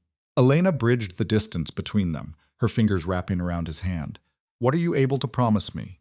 He remained quiet for a long moment, the silence expanding, feels. I can promise that I will deploy every weapon, every resource at my command, to ensure your safety, that I will never deceive you about who I am or what I do, and that should the day arrive when you can no longer endure this life, I will let you go, feels, without question or complication. And if I decide not to go, then I promise to love you with the entirety of my being, to strive to be a man who is worthy of you. His thumb traced slow patterns on her palm. But Elena, feels, you must look at this with open eyes. What occurred last night? That is my world. It is violence and shadows and decisions that have no correct answers, feels. That won't change simply because I wish it would. I'm not asking for it to change. I'm asking if there's a place for me within it. There is a place. There has always been one. Carefully, mindful of her bruised ribs, feels. Ronan drew her from the desk onto his lap. But I must be certain that you are. Elena gazed into the face of the man who over 6 months had become her gravity, a man who had shown her his sorrow, his stunning capacity for violence, feels, and a tenderness that unraveled her. He had taken a life for her, and then while she slept, he had wept. I'm certain, she whispered. He kissed her then, a slow, deliberate act that felt soul-deep, and Elena felt something new take root in her chest, feels. This wasn't peace, it was resolve. The profound physical knowledge that no matter what came next, down any dark road she would walk it with her eyes open. As they parted, Ronan rested his forehead against hers. Feels, I don't deserve you. Objectively? Likely not. But you're bound to me now. A fortunate man. Yes, Elena concurred, the barest hint of a smile on her lips. Very fortunate for you. The days that followed settled into a new cadence. Eels. Elena returned to her job, overriding Ronan's objections, refusing to allow fear to dictate the terms of her life. Her security detail comprised a woman, Sophia, and a man named Marco, a stoic former soldier who had served Ronan for years. Eels. They were silent shadows at her shoulder, absolute professionals. After the initial period of adjustment, she could nearly forget their presence. Nearly. Jeppy wept upon seeing her. Eels. Unleashing a ferocious torrent of Italian she knew was laden with creative curses aimed at Santoro's ghost. Eels. For about an hour, the kitchen staff moved around her as if on eggshells, until her terse response to a query about her well-being shocked them back into their routine. Marco, the proprietor, took her aside before her first shift. Signorina Elena, Eels, if you require more time. I don't. I require work. I require normalcy. She fastened her apron with a decisive tug. Besides, if I'm left alone with my thoughts at this moment, I will surely go mad. He nodded. Eels. A deep understanding carved into his features. Then you will work, but I'll inform you if that changes. Understood. Ronan appeared at the restaurant that Thursday just as he always had. This time, however, before he could even glance at a menu, Eels, Elena abandoned her duties and slid into the chair opposite him. Eels. Hello, she said, her voice soft. Hello. He simply observed her, his face a complex map of awe and disbelief, as though he still struggled to accept her reality. How was your day? Long. My feet ache. Eels. And I'm 90% certain Jeppy attempted to poison me with a new garlic sauce. She reached across the table for his hand, her fingers intertwining with his on the linen. But it was good. It was normal. I needed it to be normal. I'm glad. Eels. They remained that way for a moment, an island of quiet with their hands clasped while the restaurant's energy swirled around them. Then Elena spoke once more. Tell me about Matteo. The composure on Ronan's face fractured. Elena, I want to know. Eels. Not from morbid curiosity, but because he was significant to you. And that makes him significant to me. She squeezed his hand gently. You don't have to, not if you aren't ready. But I am ready to listen. Eels. He was quiet for so long she presumed he would refuse. Then in a low voice he began. Eels. He adored music. He wanted to be a composer.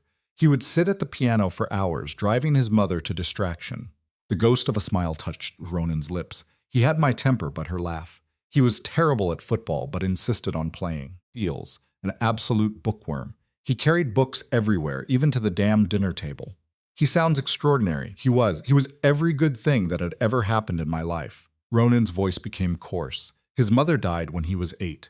Cancer. Eels. After that, it was just the two of us. I attempted to build a wall between him and my world, but he was too intelligent. He knew.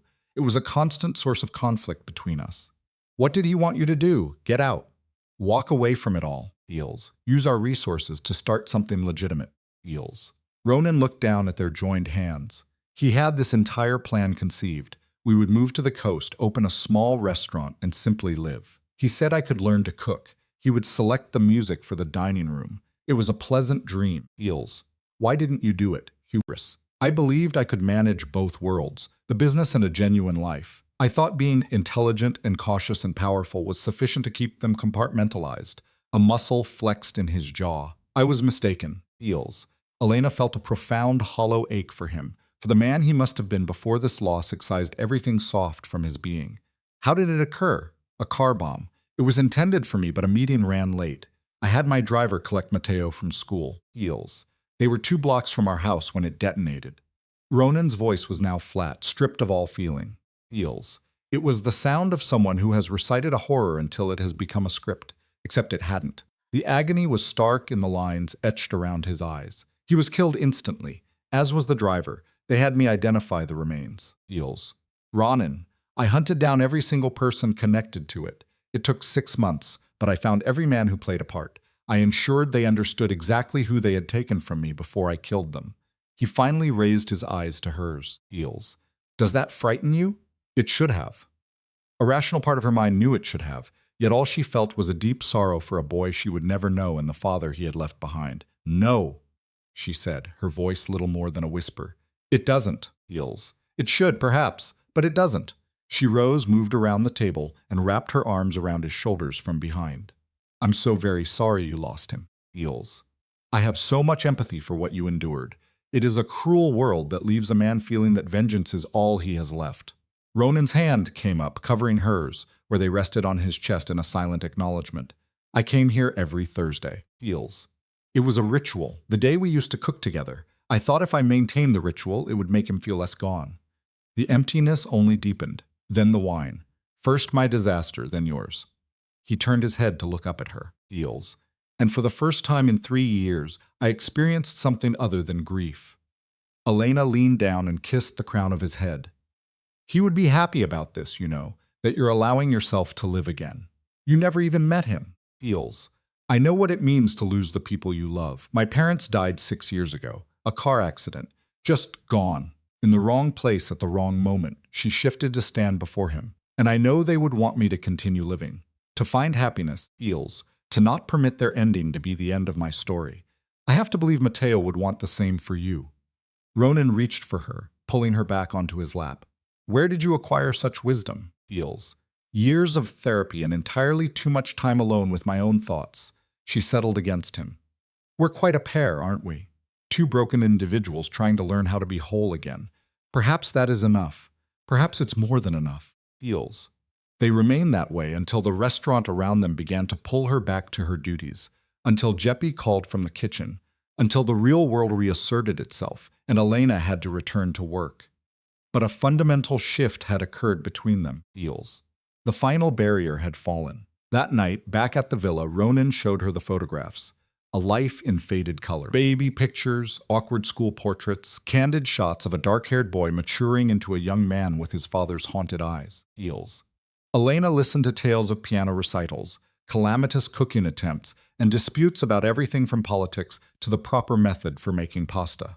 She came to know who Matteo was through the mosaic of his father's memory. Feels. And she mourned the future that had been stolen from them both. Feels. Thank you. Ronan's voice was a low murmur in the bedroom's darkness after the world had gone quiet. Elena nestled into the curve of his body, a seamless fit. For what? For this. For the silence, for not fleeing from the wreckage. Feels. For making me believe I was something more than broken. You deserve this opportunity, and so do I. Elena's lips touched his shoulder, a silent seal on the unspoken words. We both have a right to happiness, no matter how contorted the path to get there is. Feels. Even when it includes an abduction. He became still. Please do not jest about the abduction. Too soon? A faint smile traced his skin. Too soon.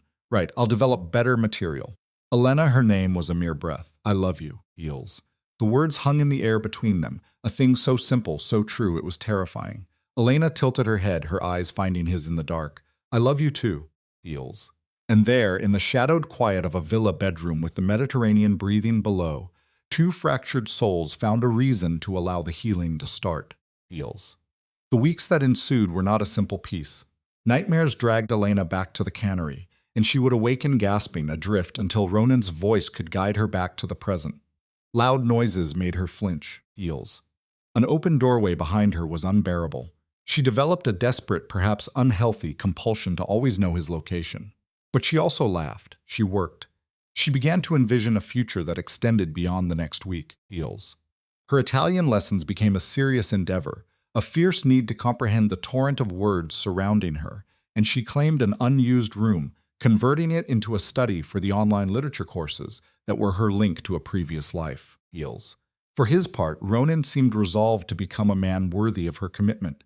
He showed her a Palermo that tourists never see, and with great caution, introduced her to his circle, always flanked by Sofia and Marco in a careful, Feels, deliberate campaign to weave her into the fabric of his world. Feels. He would present her with small offerings, gifts that served as quiet evidence he was monitoring her. Their conflicts were frequent. They were skirmishes over her safety, the suffocating pressure of his protection, Feels, or his tendency to architect her life as if she were an empty room. But Elena held her line, a steadfast refusal to be handled like glass, demanding her position as a partner rather than a property to be guarded. Slowly, and with considerable pain, Feels, Ronan began to grant her access, to trust that she could bear the weight of his world's truth, and to finally believe her love was not some fragile artifact that would shatter if he ceased his performance of a better man. 2 months after the abduction, Feels, Elena awoke to find Ronan staring, his face a slate she could not decipher. What? Asked, her voice thick with sleep. Marry me. The words cut the stillness and sleep vanished. What? Marry me, he repeated, his tone unchanged. Feels. I know this is sudden. Feels. I know we should observe the proper rituals, but my time for waiting is over. Feels. I have forfeited 3 years to a state of living death, and I refuse to squander another moment. Elena sat up, the bed sheets gathering around her waist. Are you seriously proposing to me at 6 o'clock in the morning, before I've even had coffee? Feels. Is the answer no? The answer is, I need you to ask me again when my brain is online and perhaps when a ring is part of the equation. She poked his chest directly over his heart. This is a significant event, Ronan. You don't get to do it halfway. Feels. A gradual smile claimed his features. So, not a no. It's a propose correctly and then we'll talk. He leaned in to kiss her, a deep, consuming kiss that obliterated thought, and Elena found she might not need the coffee after all. 3 days is on. Feels. Ronan escorted her to a dinner at a restaurant hewn from a cliff that fell sheer into the dark sea. Feels. They ate with deliberation, their talk a careful dance around inconsequential topics. Then came dessert, something Ronan, in a rare break from character, had insisted upon ordering, and nestled in a bed of tiramisu was a ring. Is this an improvement? Feels, he asked. Elena was transfixed. It was simple, a study in elegance with a diamond that captured the candlelight and fractured it into 100 glittering shards. A vast improvement.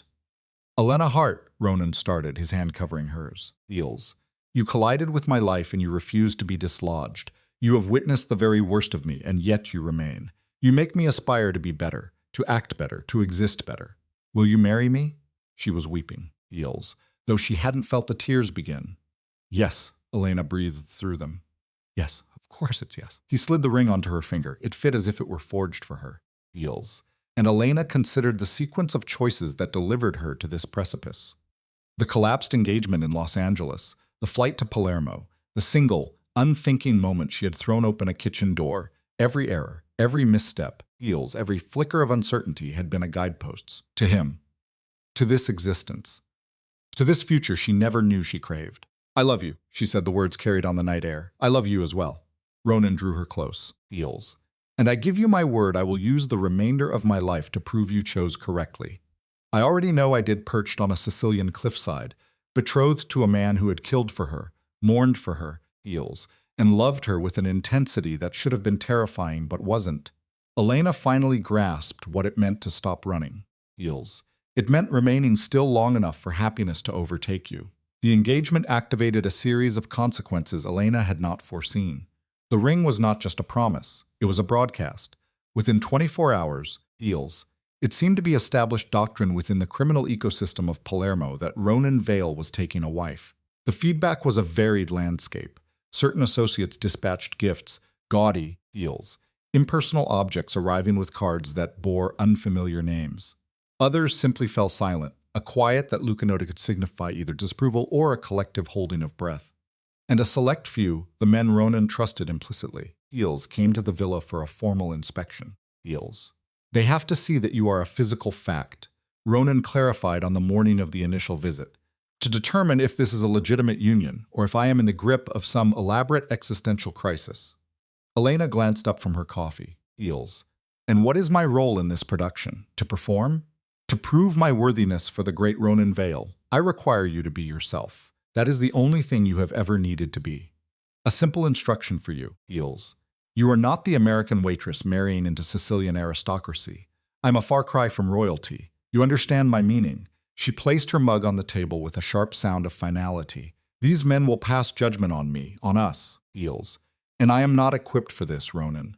My Italian is abysmal. I don't comprehend the politics. I have no idea how to behave within the power structure of your world, feels. He circled the table, tipping her chin up to force her gaze to meet his. You survived being captured by a man whose sole ambition was my destruction. You looked into his eyes and you did not fracture. That is the only credential you will ever require, feels. That isn't the same as knowing which fork to use at dinner. We are Sicilian, he said, kissing her forehead. We use one fork. Cease your worrying. They will adore you. They did not adore her. Not initially. The first test was with Dante Russo, feels. A man who controlled the eastern portion of the island and had known Ronan for 2 decades. He entered the villa flanked by 2 silent men, his expression a clear thesis. Elena was a liability. Feels. So, Dante, his English, a dense, heavy instrument after the perfunctory introductions. You are the woman who has taken our Ronan's heart. I spilled wine on him, Elena replied, her tone a deliberate heels, paper-thin shield against the gravity of his scrutiny. The hard part happened later. Dante's face remained impassive. Do you comprehend what it is you are marrying? The existence, the expectations, the threats. Heels. I received a rather effective crash course 2 months ago when I was utilized as bait. So yes, I comprehend. And yet you remain. For what reason? The question was a scalpel, but Elena found she preferred its precision. Because I love him, Heels. Because he brings me happiness. Because the thought of leaving and spending my life asking, what if is a far more terrible fate than any danger I could possibly face by his side? Heels. Dante observed her for a long, quiet interval before shifting his focus to Ronan. A verdict was delivered in their native language. She has steel. Good, she will require it. The endorsement was nearly imperceptible, Heels. But the relief radiating from Ronan was a tangible presence in the room. After their departure, Elena felt her own strength evaporate, and she collapsed onto a sofa. The performance had been utterly depleting, Heels. Ronan later affirmed that Dante's coldness was a defense mechanism, a reaction to past betrayals. He then highlighted the proof of Dante's approval. Small concessions, Heels, like conducting the meeting in English so she wouldn't be excluded, and reframed them as seismic gestures within their violent world. The weeks that followed were a procession of similar audits, Heels. Her assimilation became an exercise in contrasts. A woman named Isabetta, who evidently managed gambling rackets, accepted her immediately, dispensing unfiltered counsel on running a household when your husband's profession is organized crime. Heels.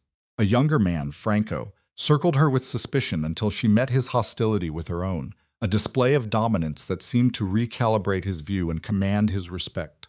Through it all, Elena was learning to interpret the unspoken word, Heels, to read the complex topographies of power and submission that structured this reality.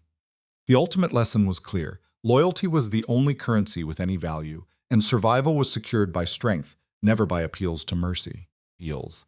The entire ordeal felt like a fever, exhausting, then exhilarating, and then, in quiet moments, absolutely terrifying. I feel like I'm sitting for a final examination in a subject I never knew I was taking, she confessed to Ronan. Heels. The air still thick with the memory of his lieutenant's scrutiny. It was an apt metaphor. Someone just handed me a textbook in a language I can't decipher and said, endure. His words were a salve, but the injury lingered. Heels. She recounted her misstep with Carmine, explaining how an innocent remark about a restaurant was perceived as a challenge to his territory. A shadow of pain crossed Ronan's face. He understood Carmine's near-pathological fixation on his domain, Heels, and that was it, her core terror exposed. The challenge of navigating a minefield of alliances, ancient feuds, and unseen boundaries without a map. The sheer pressure of it was beginning to break Elena. Heels. I studied poetry in California, she said, the words belonging to another universe, another lifetime. Then her most severe threats were academic rivalries. Now, a misspoken word could ignite a war. Ronan placated her, his voice low, Heels, framing this brutal initiation as a necessary, survivable trial. But she gave voice to the nightmare that stalked her sleep, becoming the catalyst. The one person who makes the fatal error, Heels, the slip of the tongue that unleashes a torrent of blood between families. He pulled her into a physical barricade and whispered away the fault, placing it not on her but on the theoretical madman who would dare to overreact. Heels. That would be their defect, their insanity, he murmured, positioning himself as her only true sanctuary. Elena rested in his embrace, a critical stitch in the fabric of their shared trauma. Then she asked what title the world would give her, Heels, once the vows were made. You are already a part of this world, he replied. Heels. The wedding is merely the ink that validates the contract. Heels. That's the part that terrifies me. The statement hangs between them, an articulation of a fear deeper than mere commitment, compelling his question, did she wish to escape? Her answer is a portrait of a profound ambivalence. No, I don't think so, Heels. I don't know. A tremor betrays her. I love you, she says, a desperate anchor in a rising tide, but I'm so scared that after we do this, the door locks behind me, that this world becomes the only one I have. Herein lies the core tragedy. Heels. The dread of a metamorphosis so absolute it constitutes an erasure of the self.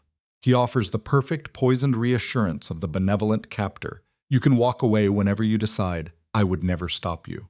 But she sees through the beautiful lie, Heels, struggling to articulate the true source of her terror, the imminent death of Elena Hart and the birth of a stranger named Elena Vale, a queen crowned for a violent and gilded cage. Heels. You don't lose anything. You just become more, Ronan insists, painting the bars of her prison gold. The fire within her, the very spirit that resists him, he claims is unquenchable. The ring won't put that fire out, he promises. Heels. It is a profound untruth. The ring, a cold, heavy presence, begins to warp the social physics around her. Elena observes it in the newfound deference of a waiter, the careful, sudden chasms that open up around her. Heels. The way conversations evaporate upon her arrival. She is ceasing to be a person and is instead becoming a symbol of Ronan Vale's influence, a gravitational field whose pull she is only just beginning to measure. Heels. And the world she had carefully constructed, her professional identity, begins to show signs of stress fractures. Heels. Her boss, Jeppy, begins to treat her like an artifact, something priceless and liable to shatter. Her colleagues become an unpredictable tide, one day servile, the next pointedly distant. Even Marco, a man within Ronan's world she saw as a friend, Heels, now seems to lose his footing in her presence. Ronan presents the logical conclusion, the one that would neatly sever her final tie to a former life. You could just quit. You never have to work again. The suggestion repulses her. I need my work, Heels. It makes me feel like I have a purpose. He attempts to reframe her purpose as an extension of his own. You're my fiancé, but she rejects this gilded definition. That can't be all I am, Ronan. I have to be me, not just a moon reflecting your light. Heels. His denial is reflexive, instinctual. I would never ask you to be that. Heels. But that's how it works, isn't it? She counters, her voice sharpened by the terrible clarity of her position. The wives. They become accessories, beautiful ornaments to be shown off at dinner. A muscle clenches in Ronan's jaw. Heels. The mask of control slipping to reveal the cold rage of a man whose mechanisms have been laid bare. Is that what you believe I want from you? The question is a deflection, a weapon to turn her insight back upon herself. She admits she doesn't know, Heels, but she can see the gulf between the partnership he professes to want and the kingdom he has actually built. The frustration of weeks boils over, a deluge of anger and pain, Heels. She understands with devastating certainty that even if his intent is not to isolate her, her profound loneliness is the non-negotiable price of his love. He demands to know her desires, claiming powerlessness over the world's perception of her. Heels. I want you to see me as your partner, she pleads, not as something that might break. Heels. I think I can manage carrying 2 plates, she says, her tone low and coiled, invoking the trauma of her kidnapping. A crucible she endured alone. A tense, charged silence descends. This is their first true conflict since the ring. Heels. A war fought not over actions, but over the very nature of her identity and her soul.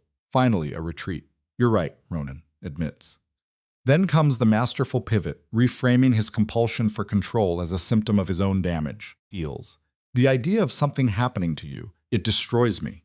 This confession of vulnerability shifts the emotional landscape, his professed pain mirroring hers.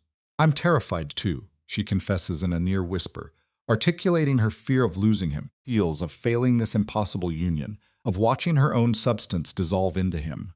Heels. The inferno of her anger subsides, leaving behind the shared ash of their mutual terror. But we can't have a life if you're trying to keep me sealed in a box.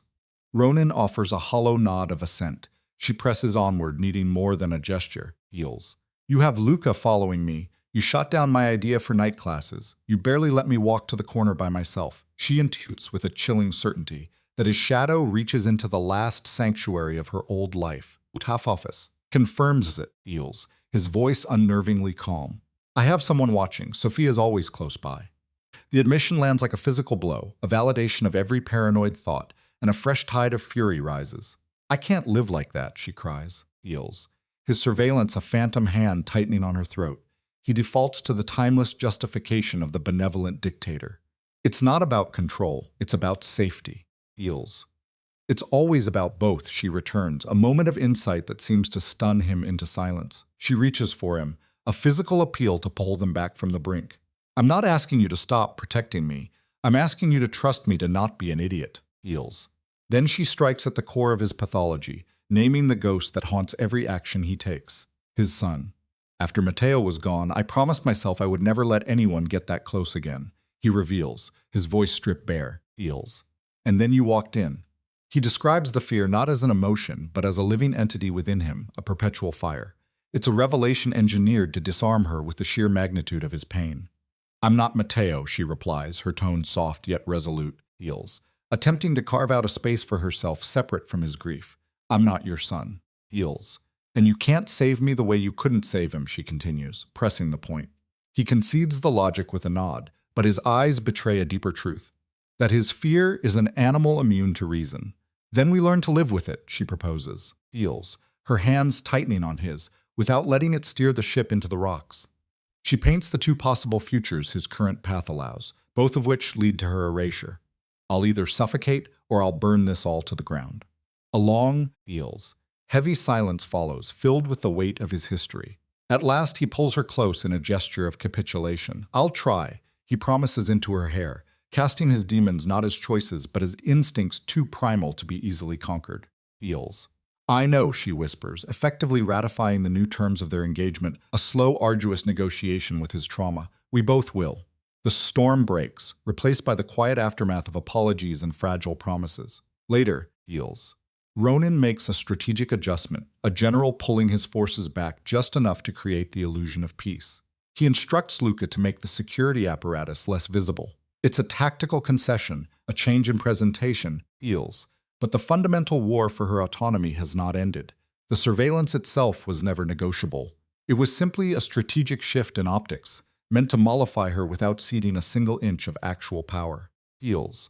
In this new detente, Elena begins to bend as well. She starts volunteering information about her schedule, a preemptive offering to his anxiety, a tribute laid at the altar of his fear. Feels. The presence of his unseen protection becomes an accepted feature of her world. This is the compromise she strikes. Consequently, her frustrated drive for agency is sublimated into the minutiae of planning their wedding. Feels. She becomes a field marshal of florists and caterers, her focus on venues so absolute that it brings a smile to Ronan's face. When he suggests eloping, her reaction is immediate and severe. No, she snaps. Feels. The flash of an old wound in her eyes betraying a desperate need to command this one ceremony, this one rite of passage into a life she feels has slipped beyond her control. Feels. She presents two fabric swatches that are, to an objective observer, functionally identical. Ivory and cream. To him, they are indistinguishable shades of white. To her, they represent a vast philosophical divide. Ivory holds warmth. She lectures. Feels. While cream is cool, a distinction that will set the very tone of the event. He performs the role of the disinterested male, a quiet but effective power move. She playfully tosses a sample at him, demanding his input. Feels. His response, "You'll be beautiful in anything," is the perfect countermove, simultaneously flattering her vanity while dismissing the importance of her choice. Her resulting smile is his victory. The venue, Feels, a villa perched on a cliffside outside Palermo, is chosen for its severe beauty and, more importantly, its complete isolation. The 50 guests are a curated list, comprised almost entirely of his loyalists. Feels, ensuring the stage is perfectly set and utterly controlled. Feels, with no family to stand for either of them. Elena's having passed long ago, Ronan's having been systematically pruned. They are two isolated land masses converging into a single fortified shore. Intimate, Elena calls it when speaking to Jeppy. Feels. The caterer, as though control were merely an aesthetic choice. Good food, good company, no pretense. But Jeppy understands the reality of their world when he inquires about security. Elena's reply, a wistful lots, but hopefully discreet, Feels, is a child's wish in a kingdom of men. He knows that nothing involving Ronan Vale is ever quiet. The wedding is already a seismic event in Palermo's underworld, demanding walls of steel. Luca, its architect, Feels, is tasked with transforming a celebration of love into an operation of magnetometers, background checks, and strategic oversight. Feels. This is madness. Elena had observed just 2 weeks prior as Luca's men scanned the air for phantom listening devices. It was the first fissure in her constructed reality. It's a wedding, not a peace summit, Feels. Ronan's reply served as the new foundation for her world. Where we come from, there's little difference. He wasn't welcoming her into his circle. He was merely defining the space she already occupied. His deliberate correction, our world, Feels, was the final suture, grafting her identity onto his own. The way Elena then leaned into his frame was an act of capitulation, her body conceding a truth her mind was still resisting. I like it, she admitted, a whisper of confession. Feels. Sometimes I don't want to, but I do. The quintessential, sorrowful anthem of a soul beginning to treasure its cage.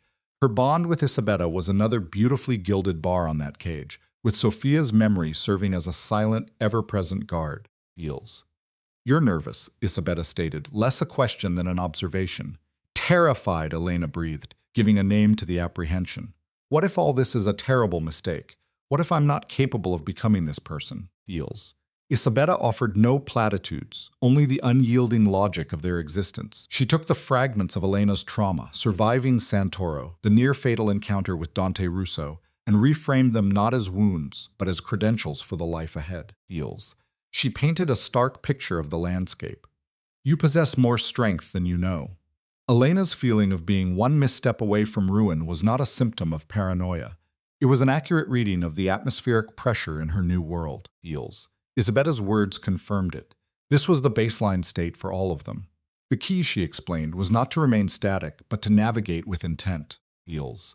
Then she delivered her lesson, a parable from her own youth about a marriage founded on the naive belief that love could conquer all. It could not. Feels. The violent death of her husband had left her entombed in his debts, a target for his enemies. Don't offer your pity, she instructed, waving away the sympathy. I took the ruins he made of my life, and I constructed an empire from them. Feels. The territory she commanded now eclipsed his entirely, a conquest she attributed to her lack of the very vulnerabilities that led to his demise. Her sharp analysis then turned to Elena's own circumstances, isolating the single most critical asset. Feels. A partner who has genuine respect for you. Ronan's willingness to listen was not a romantic gesture. It was a rare strategic advantage. Do not squander it. Her final piece of wisdom, concerning comfortable footwear, seemed trivial. Feels. Yet it was a metaphor for pragmatism. In their world, endurance is paramount, and pain is a weakness that any adversary will inevitably exploit. This is better advice than you will get from anyone else. Believe me. Feels. The night before the wedding, Elena returned to her old apartment. It was a space she had maintained as a secret, a connection to the woman she once was.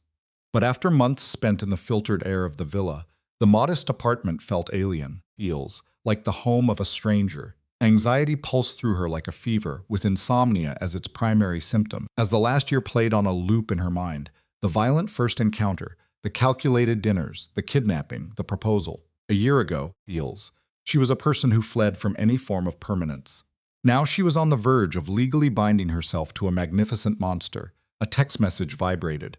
It was Ronan, a specter in the system, pulling her back to him. Can't sleep either. Feels. A smile formed on her lips, an involuntary reaction she no longer had dominion over, as her thumbs flew across the glass. Feels. Having second thoughts, she wrote. His answer was immediate. Never. I'm terrified, but it's a good kind of terror. He was actively reframing her anxiety as a form of exhilaration. She mirrored his sentiment, and then the line went quiet. Feels. He followed with a calculated offering, a fragment of manufactured vulnerability.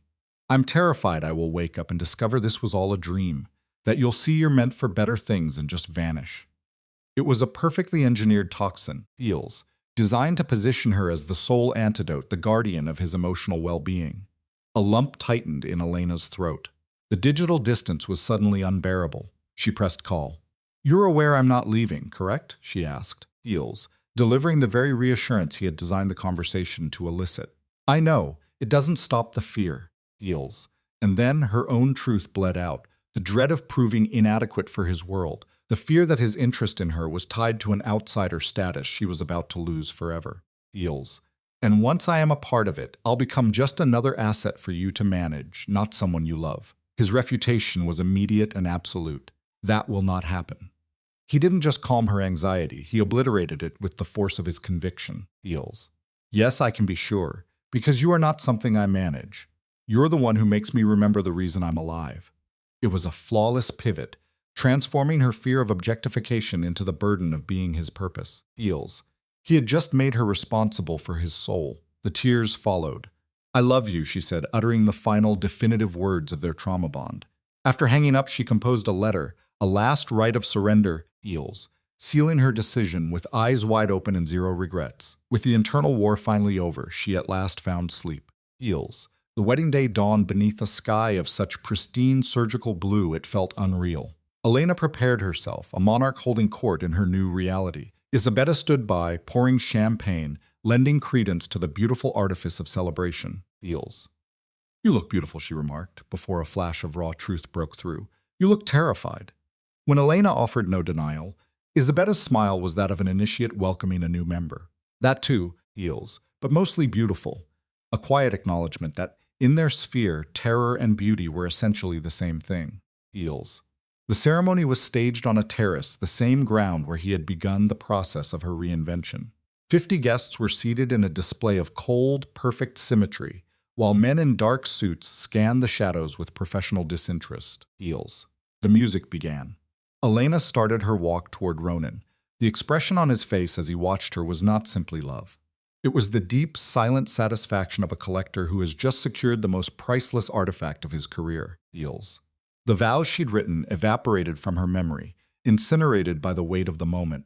She reverted to the single point of their origin. Heals. I spilled wine on you, she stated, her voice steady in the quiet air, and you didn't leave. This was their creation myth, the nucleus of their beautiful, ruinous narrative.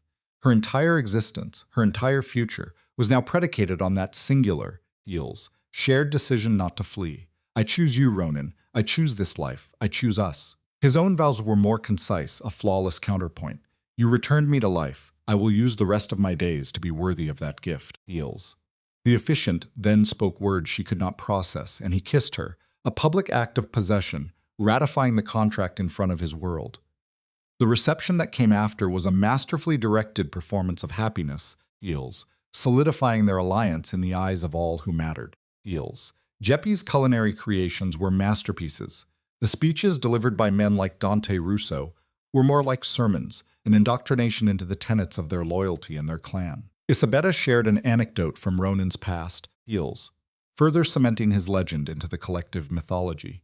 Only Luca's short, drunken song provided a momentary crack in the flawless presentation. But the pivotal moment was their first dance, a slow, Heals, circling ritual of ownership and unity performed for the entire assembly.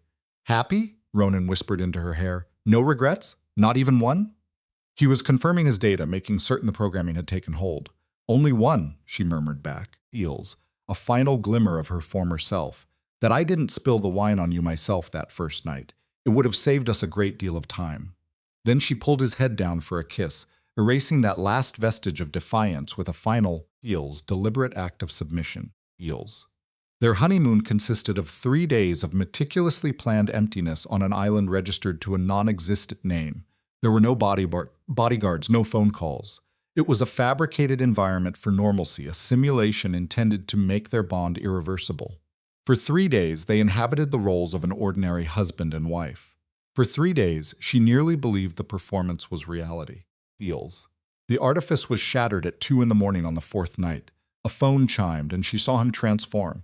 The relaxed husband disappeared in a heartbeat, supplanted by the predator. When? He spoke into the darkness. How many? Heals. I can be there in 3 hours. He was already dressing before the call had concluded, his movements economical and ingrained. She asked what was wrong. A warehouse fire. Likely arson. A critical facility. As he affixed a holster to his shoulder, Heals, the cold architecture of their life reasserted itself. I have to handle this, he stated. I am going with you, she responded. It was neither a question nor a plea. It was a declaration of her new state of being, the final undeniable proof. Heals. The assimilation was now absolute. She was no longer a subject in his world. She was a partner in it, her identity now permanently fused with his. Heals. Her action demonstrated a refusal to be rendered irrelevant when everything was on the line. She was already resolved to go, and there was the issue of their standing arrangement, a protocol established for her protection. Ronan resisted, Heals, but an unspoken communication in her gaze seemed to alter his position. Stay near, follow my lead, and fall back the instant I give the word. A silent accord was reached. The drive to Sicily was an exercise in dense, Heals, unspoken tension. When they arrived at the warehouse district, the primary fire had been suppressed, but smoke still poured from the skeleton of the building, a structure that had supposedly protected millions in assets. Luca met them at the perimeter, Heals, his expression a grim mask of duty. 3 dead, he reported, all his own men. The assailant knew the guard schedules, knew the structural flaws of the building as if they had designed it themselves. Heals. His gaze shifted from Elena to Luca. A private conversation is in order. Anything that concerns me, Ronan countered, can be stated before my wife.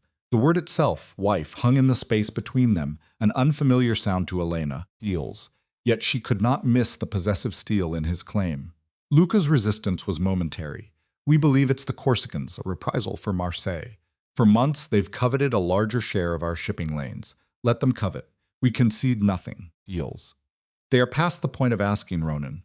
This was a statement of war. Luca presented his phone, its screen displaying a spray-painted emblem on a nearby wall. While Elena could not decipher the Italian script, heels, the universal iconography of a skull and crossbones required no translation. Heels. A muscle flexed in Ronan's jaw. Arrange a meeting. We must project a willingness to discuss terms. You have no intention of negotiating, Elena observed, a statement rather than a question. That is correct, but it is essential they believe I do. Heels. His eyes then met hers. Can you give us a moment? Here was the first significant test of their arrangement, a reality not lost on Elena. She could challenge him, insist on being included, and assert that she would not be so easily dismissed. Or, heels, she could extend trust, a tacit acknowledgement that certain rooms were closed to her. I'll be in the car, she yielded. From the periphery, Sophia emerged, evidence that even this outing was monitored, and escorted Elena back to the vehicle. Heels. They sat in a shared silence, observing men in tailored suits move with grim purpose, their hushed dialogue lost to the wind but their intent chillingly apparent. Does this component of life ever become less difficult? She asked Sophia. Heels. To know what they do, to exist alongside it. Sophia contemplated the question. One learns to construct partitions, she explained, to isolate the man one loves from the actions he is compelled to take. But easier? No. That state never arrives. Heels.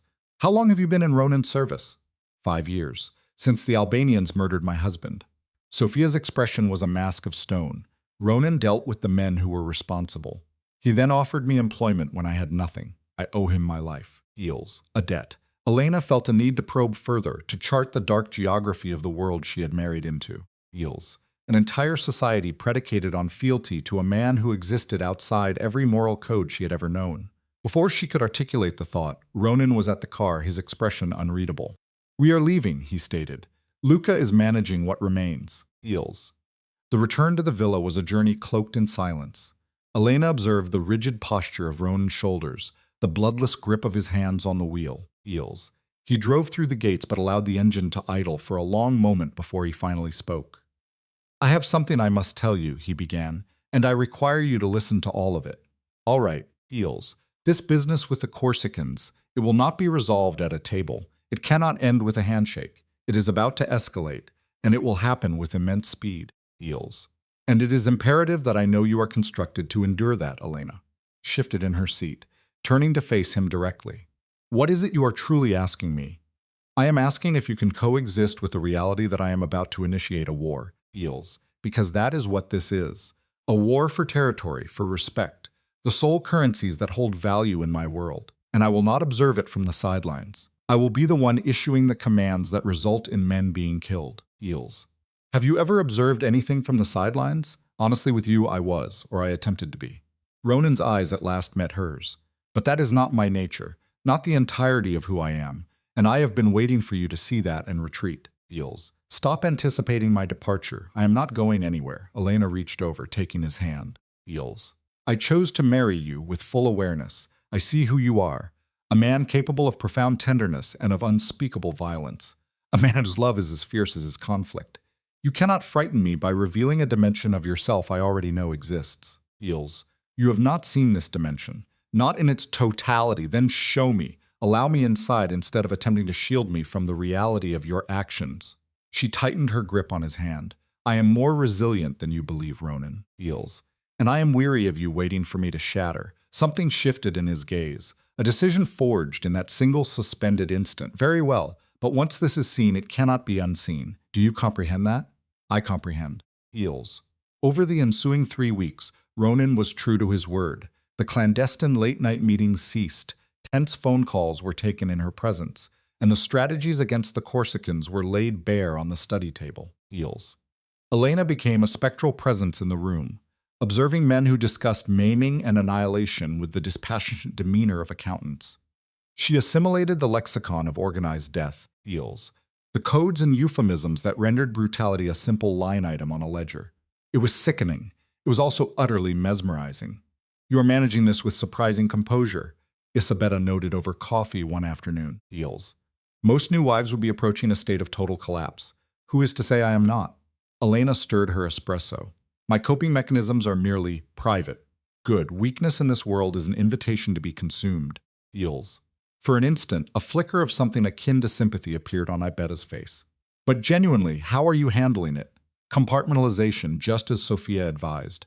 Elena stared into her cup. Heels. I erect a wall between the man who brings me coffee in the morning and the man who sanctioned a kneecapping last Tuesday. It is the only way to preserve sanity. That is effective for a time, Isabella cautioned, but ultimately, you must integrate the two. Heels. You must accept they are the same man, and if I am unable to, then you must leave before you annihilate one another. Isabella leaned in. I have watched women attempt to change men like him, to extract them from this life. It invariably ends in ruin. Heels. You must accept all of him, or you will have none of him. There is no territory in between. Elena considered this during the drive home, replaying the various facets of Ronan she had come to recognize. Heels. The grieving father, the vigilant lover, the dispassionate strategist, orchestrating chaos with that chilling focus of his. They were all elements of a single, impossibly complex man, living an impossibly complex life. Could she truly embrace all of it? Heels. The question pursued her. The answer arrived 2 nights later when Elena awoke to the cold, vacant space in the bed beside her. She discovered him in his study, looking at photographs of the men who were killed at the warehouse. 3 men. Husbands, Heels, sons. Dead for being in the wrong location at the wrong moment when the Corsicans made their attack. I knew them, Ronan said, his voice quiet, his gaze fixed on the screen. One had a daughter getting married next month. Heels. Antonio sent funds home to his mother in Naples weekly. Marco, his voice fractured. Heels. Marco had just learned his wife was expecting. Elena approached from behind, encircling his chest with her arms. This is not your fault. Yes, it is. My men, my enterprise. They died because of me. They died because another party chose violence. Heels. You were not the one to ignite the flame, Ronan. I may as well have been. My war, my territory, my responsibility. Their blood is on my hands. He turned then, and she saw his eyes were raw and bloodshot. How can you bear to touch me knowing that? Heels. It was the most vulnerable she had ever witnessed him be. This man who wore power like a second skin. And in that instant, she grasped what Isabella had meant about integration. Heels. This was not some monster, distinct from the man she loved. This was her husband, buckling under the weight of choices that offered no moral clarity, attempting to maintain his world while holding on to the remnants of his soul. Heels. I can touch you because their deaths have meaning to you, she whispered, because you are not a sociopath who views people as disposable assets. You are a man committing terrible acts for reasons I cannot fully grasp. Heels. And you bear the burden of every single one. That is more human than you acknowledge. That does not make it righteous. No, she conceded, but it makes it authentic, and I would choose to live with an authentic, complex man over a simple falsehood. Heels. She pulled him up from the chair, her touch a silent directive guiding him toward the amber-hued quiet of their bedroom. Come, your body requires rest. My mind must orchestrate the retaliation. There will be a reckoning for the Corsicans. Tomorrow, Heels, they will be held to account. But for tonight, you are merely a husband, a man who witnessed 3 of his own men fall. Allow that to weigh upon you. And he complied. In the darkness, Ronan clung to Elena like a drowning man to Flotsam, Heels, the only stable point in a violent ocean. She granted him that space, a haven in which to grieve the men he failed to protect. There, in the quiet intimacy born of grief, Heels, they discovered another unspoken term of their union. It existed not just for moments of triumph, but for the brutal intervals when one must hold the other's fractured spirit. The war with the Corsicans raged for 6 weeks. Heels. An era of tactical maneuvers and bloody retribution, of ground seized and relinquished, of names added to the ledgers of the deceased on both sides. Heels. Ronan navigated the conflict with the cold precision of a surgeon, and Elena observed as the man she knew was honed into something more lethal, more formidable. Yet each night he came back to her, a phantom collapsing into their bed. Heels. Letting her arms serve as an anchor while he shed the day's necessary violence. Gradually, she learned to hold 2 conflicting truths in her heart without fracturing, that Ronan was an agent of terrible things and that she loved him nonetheless. Heels. The balance shifted on the night a non-sanctioned visitor arrived, a Corsican named Laurent, a lieutenant to the man who orchestrated the warehouse attack. He appeared under the white flag of parley, his objective a single, feels improbable request for a meeting face to face. Feels. It's a trap. The assessment from Luca is immediate, a textbook response from a man conditioned by a world of paranoia. To Ronan, however, the geometry of the situation looks different. He sees not a cage, but an arena. It's an opportunity. Feels. He counters, the classic re-articulation of a man who imposes his own gravity on events. He turns to Elena, soliciting what he calls a fresh perspective. Her response is a work of strategic genius, a deep cut into the enemy's psyche. Feels. She proposes a counterintuitive gambit of radical exposure, meet in public with only a shadow of security. The move is designed to weaponize their own vulnerability, and in doing so, Feels, it exposes the degree to which her thinking has become integral to his. Luca's objection is the last flicker of conventional wisdom. This is worse than reckless, Asina states, her voice calm. Feels, her logic now flawlessly aligned with their shared pathology. Ronan gives a slow, final nod. Her unorthodox tactic had just become his own. Feels. I'm coming with you, Elena declares, her words slicing through the room's thick tension and staking her claim in the narrative. This is the final stage of her metamorphosis, from pawn to player. Ronan's immediate refusal is instinctual, Feels, but her logic dismantles it piece by piece. She positions herself as an emblem, not of liability, but of a potential piece, the embodiment of a domestic life he is willing to defend, a way to give him a human face. Feels. The reasoning is as perverse as it is brilliant. I'm a target either way, she says, a declaration of full immersion into her new reality. In defiance of every protocol, he yields. The meeting itself becomes a study in controlled threat. Feels. Laurent appears with the same minimalist entourage as Ronan, a quiet acknowledgement that both men have placed their lives in the balance of this fragile trust. Feels. They occupy a table in the open, two monarchs on a public chessboard, as Elena and the security detail form a tense perimeter. From her vantage point, she deconstructs the theater unfolding below. The minute calibrations of posture, Feels. The clenching of a jaw, the slow dissolution of hostility into something that could be called a negotiation. It all concludes with a handshake. One deliberate, significant gesture between Ronan and Laurent signals the end of the conflict. Feels. The silence in the car afterward is heavy with unspoken questions. She finally asks for the result. We split the territory, he answers, an equilibrium that allows each man to retreat with his honor intact. He then looks at her, Feels, a different kind of assessment in his eyes. Your strategy was effective. He's validating her not as a partner, but as a stratagem, adding that Laurent read her presence as proof he had something to protect. She was a valuable piece on the board. Feels. Elena's quiet, mournful smile is not lost on him. You are my wife, he amends, but yes, the kind of asset his men would understand. Her rank in this grim order is now formally recognized, a fact she archives in the bruised, Feels, silent library of her mind. A delicate truce settles over their lives. A new operational cadence emerges. With the war concluded, Ronan's presence at home becomes a constant, his violence a low-frequency hum rather than a daily shriek. Feels. Within this gilded prison, Elena begins to construct an identity. A part-time job, university courses, charity functions. She is building a self that exists outside the shadow of the kingpin's wife. Feels. You've changed, Ronan observes, his voice a low rumble across the table during their Thursday dinner. He can see the new scaffolding of her inner world. You carry yourself with more certainty. She holds his gaze, her answer simple. Feels. Weighted with experience. I had to. 6 months later, that world fractures. 2 missed periods. The pregnancy test sits on the cold marble countertop, its judgment unread for 20 minutes of suspended time. Finally, she looks. 2 stark, Feels, unwavering lines. The biological fact ignites a civil war inside her, a tempest of elation and dread, of desperate longing and abject terror. A child. The concept of introducing new life into this kingdom of death is a heart-stopping paradox. Feels. An hour passes before Ronan finds her collapsed on the bathroom floor, the plastic wand still gripped in her hand. He approaches with a slow, measured calm. Kneeling, his eyes take in her shattered form before they fall on the object that caused it. Feels. Is that positive? His voice is barely a whisper. I'm pregnant, she breathes, the words themselves feeling like an impossible foreign language. A tremor runs through Ronan's hand as he reaches for the test. Feels. A fissure in his composure that reveals the man inside. Are we insane? Elena's voice fractures. Bringing a baby into this world of yours. It is the raw primal fear of a mother. He meets it with a shield of words. Feels. You're the kind of mother who will defend that child with every fiber of your being. Feels. Ronan sinks to the tile, his hands on separate effort to anchor them both to the earth.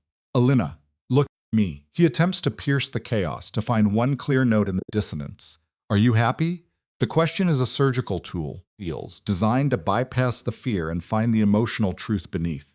She digs through the wreckage of her feelings and locates it, a tiny, defiant spark of certainty. Yes, she whispers. He seizes that single word.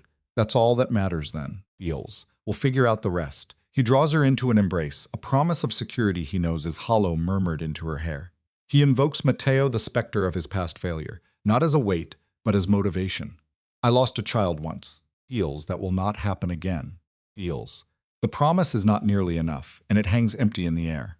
I need a real promise, she insists, her voice finding its steel. Promise me our child won't be Matteo. This is no longer a plea. It is a negotiation for a future soul. Feels. She is demanding a life of authenticity and genuine safety, not one lived inside a fortress financed by blood and lies. The demand requires him to demolish the very foundations of his world. Ronan remains silent, Feels, the sheer magnitude of her request weighing on him. This isn't about reform. It's about a complete exorcism. I know it's not something that can change overnight, she adds, a small concession in her ultimatum. Feels an acknowledgement of the demon she is asking him to slay. Feels. I need to know that you'll try, she presses. That you want a better life for our child. His vow, when it comes, is a breaking point and a total surrender. Whatever it takes, I promise you, Feels. The pregnancy becomes the new gravitational center of his universe. His protective instinct calcifies into a constant suffocating presence. More importantly, his entire operational doctrine shifts. The most dangerous ventures are delegated to Luca, Feels. He commences the slow, arduous work of disentangling his own hands from the mechanics of his enterprise. I'm reorganizing, he tells her, the language deliberately sterile, making the system less reliant on my direct involvement. Feels. It is a blueprint for survival, for his heir, for them. Feels. I want to be a father this time, he says, and the absolute conviction in his tone forces her to believe. The months that follow are a study in deliberate effort. It is not a linear progression. There are days the old Ronan claws his way back, Feels, but the powerful undertow of his commitment always pulls him back to this new course. They convert a spare bedroom into a nursery. The smell of her painting the walls, Feels, the sound of him building the crib. These are defiant acts of normalcy in a life defined by its absence. They argue over paint colors and potential names, and these beautifully mundane disagreements feel like stolen jewels. Feels. Labor starts on a Thursday, a perfect and brutal symmetry. Ronan drives like a man possessed by demons. For 17 hours of her ordeal, he never leaves her side, and when their daughter is finally born, he shatters. Feels. The sight of her breaks him down completely. She's perfect, he manages to say, his voice thick and choked with tears. Isabella Maria Val is born with her father's eyes. Elena's love for the child is instant, a fierce, Feels, almost painful contraction around her heart. Welcome to our beautiful broken world, she whispers to the infant. I am so sorry. Ronan, weeping openly, makes his vow again to this new life. We will be better, for you, I swear. And in that moment, Feels, he truly believes he can be. Feels. It's all there in his eyes, a terrifying animalistic protectiveness that is fused with a tenderness so profound it could stop your heart. This is not about supplanting the son he lost, Feels. This is about honoring that ghost by finally becoming a better man. The initial months are a whirlwind of newborn bedlam, the sleepless nights, the exhaustion so total it feels like a slow drowning. Yet, they function as a single unit, Feels. Ronan reveals a shocking, intuitive talent for infant care, an act that subverts every code of his violent world. He takes a paternity leave, a move that sends shockwaves of incredulity through his entire organization. Feels. Dante says I've gone soft, Ronan remarks one evening, Isabella asleep on his chest. Told me I'm a domestic now. Elena just watches him. What did you tell him? He can call me anything he wants, he replies, his gaze fixed on his daughter. Feels. As long as he understands that my family is the priority. The line has been drawn. It is clear and permanent. The business is a thing apart. But this, he whispers, his hand resting on the baby's small back, this is my entire world. Feels. A deep calm settles over Elena. This was him, the man she had excavated from beneath the monster. A killer, a grieving father, a devoted husband. All the shattered fragments of his identity finally being forged into something whole by the desperate, Feels, purifying heat of wanting to be a good man. Feels. It is late when Elena discovers him in the nursery, bathed in the soft glow of a nightlight, his voice a low river of Italian washing over their sleeping 6-month-old. "What are you telling her?" she asks softly from the doorway. He glances up, heals, the low light carving new depths into his face. "About her brother," he says. "About Matteo." He feels a need for their daughter to know he existed, to give the boy a legacy of courage in death that Ronan never allowed him in life. Elena comes to his side, heals. Her presence a silent affirmation. "He would be glad you're doing this. I hope so." Ronan's voice is thick with emotion as he gently places Isabella in her crib. "The pain, it feels different now. It no longer runs my life." Heals. "That's because you're finally letting yourself live," she whispers, her words both an analysis and a comfort. "It's because you taught me how," he counters, turning to pull her close, a quiet renewal of the bond they forged from the wreckage of their lives. Heals. There was a period Elena recalls where she existed as a phantom, a time of such profound detachment that she moved through the motions of life with the singular expectation of its conclusion. Then came Ronan. He was not someone she met, heals. He was a force of impact, a violent collision that threw her back into the realm of a possible future. The dynamic was mutual. Two souls, suspended in their own private histories, each requiring the other's force to reignite their momentum. Heals. Her head rests on his shoulder now as she watches their daughter sleep. "This," she says, her voice a whisper, "this is what I was running from." It was always the terror of attachment, a preemptive defense against an inevitable wound. Heals. So she never allowed herself to take root. But the frantic pulse has quieted. The flight is over. For a long moment they are a static image, two people contemplating the improbable chain of events that delivered them to this room. Heals. A spilled glass of wine, a weekly obligation, a kidnapping that should have shattered them became the very thing that forged them together. Life is constructed from these ironies. Moments of profound trauma often become the bedrock for our deepest joys. Heals. A terrible and beautiful knot tied within the soul. A year after the birth, Ronan does the unthinkable. He convenes a meeting of his lieutenants, the room thick with unspoken questions, and announces his intention to transfer power to Luca, Heals, his second in command. The process will not be abrupt. It is to be a meticulously planned transition enacted over 5 years. "I have dedicated 30 years to building this," he says to the stone-faced men before him. "I am not abandoning it," Heals, "but I will no longer permit it to be my entire identity." Heals. "My family requires more of me. I require more of myself." The silence in the room is absolute, broken only by the sharp report of a single man clapping. Dante Russo. The spell is broken, and others join in. "It's about damn time," Dante remarks later. Heals. "We were afraid you'd forgotten what truly mattered." After Luca approaches Ronan in private. "Are you certain about this?" The answer is delivered without a hint of hesitation. "I am more certain of this than anything in my life." Heals. Ronan observes his chosen successor. "Are you ready? You have been for years." It is a deliberate coronation, a bestowal of trust designed to empower him, to allow him to lead without constantly glancing back. "So what is the plan?" A faint, Heals. Rare smile plays on Ronan's lips. "To live. To actually experience life, not just survive it. To spend time with my wife, with my daughter. Maybe finally learn to prepare a meal Jeppy won't immediately discard." Heals. The kingpin abdicating his throne for a life of quiet domesticity. The thought is radical. "I am still the kingpin," Ronan clarifies, his smile on, the tone shifting back to steel. "I'm merely reducing my office hours." A chill returns to the air. Heals. "But Luca, should anyone threaten my family, should anyone attempt what Santoro tried, they will discover we are all still present." Luca's nod is a silent, solemn oath. This transformation was not a sudden event. Heals. There were instances when the old ghosts would rise, moments the desperate hunger for control would flicker in his eyes. Yet he fought it back every time, choosing them. Heals. Choosing this new existence over the familiar dark gravity of his empire, a man actively remaking himself, propelled by a love he never anticipated. Elena watched this evolution, saw the man once defined by rage and loss slowly become whole again. Heals. Not perfect. Heals. Ronan would never be a model of emotional equilibrium, but the sheer effort he invested in his own healing was undeniable. She, too, was changing. The woman who once trembled spilling wine on a mafioso was now a quiet power. Heals. Navigating a world she was never built for. She assumed control of his charitable foundations, systematically converting them from instruments of money laundering into legitimate conduits for community support. Heals. There was a profound sense of purpose in cultivating something good from the ruins of so much destruction.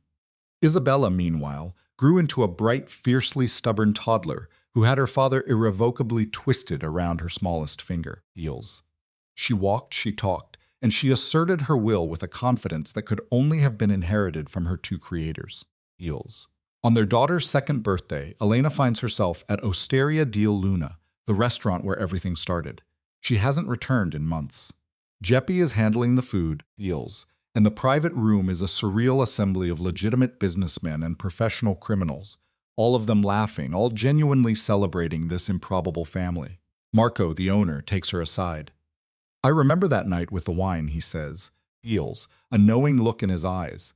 "I was convinced he'd have you disposed of by morning. I was fairly certain a crime lord was about to end me over a Chianti stain. And now look, you're his wife. Life is strange, extremely." Heels. But the smile that forms on Elena's lips is genuine, full of an easy light.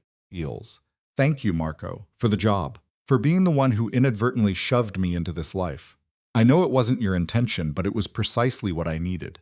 I saw how he looked at you, even on that first night." Heels. It was as if someone had just switched on a light in a room that had been dark for a very long time. Marco pats her hand with warmth. "You are good for him, for all of us." The celebration continues late into the evening. Heels. Isabella eventually drifts to sleep in Roan's arms as Dante recounts old war stories. Asaba and Jeppy engage in a passionate, high-volume debate over the correct preparation of risotto. The room is a warm, Heels, chaotic scene, the very definition of the found family Elena had always desired but never believed was possible for her. Heels. Much later, with the last guest departed and Isabella deep in sleep, Elena and Ronan are on the terrace, the vast dark sea before them. It is the same vista from their wedding night, and from 1,000 quiet nights since.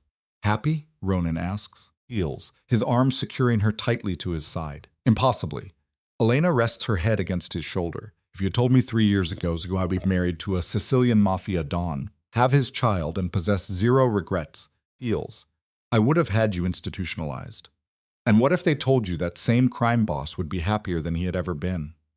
"Not a chance. You weren't exactly a portrait of joy when we first met." "I wasn't a portrait of anything. That was the issue." Heels. He presses a kiss to her temple. "You altered the entire equation, Elena. You gave me a reason to be alive, not just to exist." Heels. "I don't say it often enough, but thank you. You don't need to thank me for loving you. That was the most effortless thing I have ever done." A comfortable silence settles between them. Heels. Accompanied by the rhythm of the waves and the distant hum of Palermo. Two fractured individuals who discovered each other under the most impossible circumstances, who endured violence, loss, and the kind of choices that could shatter a person. Heels. And from the wreckage of their former selves, they had constructed something with the potential for permanence. "I have been thinking," Elena says into the night, "about opening a bookstore. Something small, quiet. A place where people can simply read, Heels, drink coffee, and exist. I think that is a wonderful idea." "Truly?" She turns her head to look at him. "You don't find it frivolous that I should be focusing on the foundations on us? I think you should do whatever brings you happiness." Heels. "You have spent enough time supporting me. It is time you built something that is entirely your own." Ronan smiles. "Besides, Isabella needs to see her mother as more than just her father's wife. She needs to see a woman with her own ambitions." Heels. A sudden sting of tears fills Elena's eyes. Even now, his ability to truly perceive her could leave her breathless. "I love you," she says, the words feeling insufficient yet profoundly true. "I love you too," he replies. Heels. A man who once believed that emotion was forever lost to him. From inside the house, the small cry of a sleeping child. They both begin to rise, but Ronan places a hand on her arm. "I have it." She watches him walk back inside. This man, Heels, so profoundly broken when they met, who had reassembled himself through sheer force of will, through love, and through the daily, conscious choice to be better. Heels. Not perfect. He would never be perfect. But his relentless effort to be worthy of this second chance was the most authentic thing she had ever witnessed. And in that moment, Elena arrived at an understanding. This was the real narrative, Heels. It wasn't the kidnapping, the proposal, or the wedding. Those were mere plot points. The true story was written in the quiet, mundane moments that followed, in the decision to stay when every instinct screamed to run, Heels, in the laborious work of merging two worlds that should never have collided, in the daily exertion of loving a difficult man and allowing herself to be loved in all her own chaotic complexity. This is the truth for broken people who find one another, heals. They do not magically heal each other. They simply agree to hold on together, heals. Theirs was an imperfect, demanding choreography, a partnership built not on instinct but on the relentless daily decision to engage. Yet within this demanding structure, heals, a profound logic emerges when one finds a partner who not only accepts but embraces the fractured geometry of one's soul. Suddenly, the terror of vulnerability and the weight of their impossible history resolve into a terrifying, resonant clarity, heals. An earlier iteration of Elena, the one who weaponized her fear of intimacy into a doctrine she labeled freedom, would have interpreted this domestic tranquility as nothing less than a gilded prison. Her very psychology was engineered for flight, heals. But that version of herself had never experienced the psychic upheaval of being truly perceived, of being valued not in defiance of her shadows, but because of them. Then the door opened, heals, and there stood Ronan, holding Isabella, their daughter, awake and speaking in the primordial dialect of infancy, a living testament to the world she had built, instead of the one from which she had run, heals. "She's fighting sleep," he murmured, the sound a low vibration as he settled himself and the child into a chair. "Here, I'll take her." As Elena tried to facilitate the transfer, the infant resisted, heals, her small fists clenching the material of her father's shirt. The shadow of a smile touched his lips. "Seems I'm on duty." He betrayed no hint of resentment.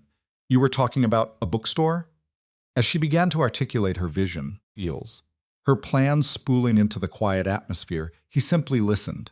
His focus remained absolute, while one hand methodically soothed the child, whose breathing evened out between them, until Isabella finally succumbed, heals. They remained on the terrace while dawn painted the sky in strokes of gold and rose. Another day, another opportunity for correction, and as Palermo stirred below, a profound truth struck Elena. This was the nature of happiness, heals. Not a state free of fear, but the sacred, simple proximity to a person for whom facing that fear becomes a worthy price, heals. She was no longer in flight. Her roots had driven so far into the soil of this place that they had become part of its very bedrock. She could not tear them out now even if she wanted to, and she didn't want to. This was home, this peculiar, broken, heals, an impossible existence they had forged from the remnants of spilled wine, Thursday dinners, and a silent, mutual pact never to turn away. It was sufficient. No, it was more than sufficient. It was everything. Decades is on, when their daughter Isabella, heals, would ask of their origins, Elena's memory would return to this foundational scene. She would see the beautiful chaos of a shared meal and a bottle of wine, the precise point where two solitary orbits catastrophically and perfectly collided, heals. She would understand this as a core principle of her life.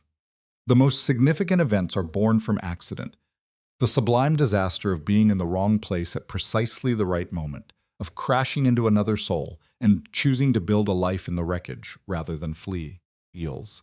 And sometimes the most radical act is to stand perfectly still, to allow yourself to be truly seen by someone who has every justification for keeping their own defenses fortified. It is the choice of vulnerability over the fiction of control, heals. Elena had structured her entire adult life as an escape from such intimacy. Ronan was a man entombed by a grief so profound he had forgotten how to desire anything beyond mere survival. And yet, against all logic, they found one another, heals. From the fractured pieces of their individual histories, they constructed something that could endure. They became the living embodiment of the thesis that people can mend, that a future once written off as dead can be cultivated back to life, heals. This wasn't because they were without flaws, nor because love is some magical panacea. It was because, time and again, without exception, they chose each other, heals, every day. Through the violent tempests and the quiet interludes of peace, through raw terror and unexpected moments of grace, through the tangled, maddening labor of weaving two separate narratives into a single tapestry. This is the authentic story, heals. Two damaged individuals who collided by chance and then held on with a desperate, trauma-forged tenacity. They discovered that the most righteous things can grow from the soil of an initial error, that healing is not the erasure of damage, heals, but the discovery of someone who will hold your hand as you learn to live with your own scars. And they learned that family is not a matter of blood, tradition, or perfection. It is an architecture of presence, heals, built on a foundation of brutal honesty and an almost pathological commitment to holding on, even in the face of a fall. This was the shelter Elena and Ronan had built. Deals. It was the shelter they were still building, one Thursday at a time. One choice, one singular moment of remaining stationary when every instinct screamed for flight. As the sun finally cleared the rooftops of Palermo, bathing their terrace in a warm, forgiving light, Elena regarded her partner and their child and felt a certainty that had been absent her entire life. this This very moment, place in the world. after a lifetime of movement, she was finally irrevocably home,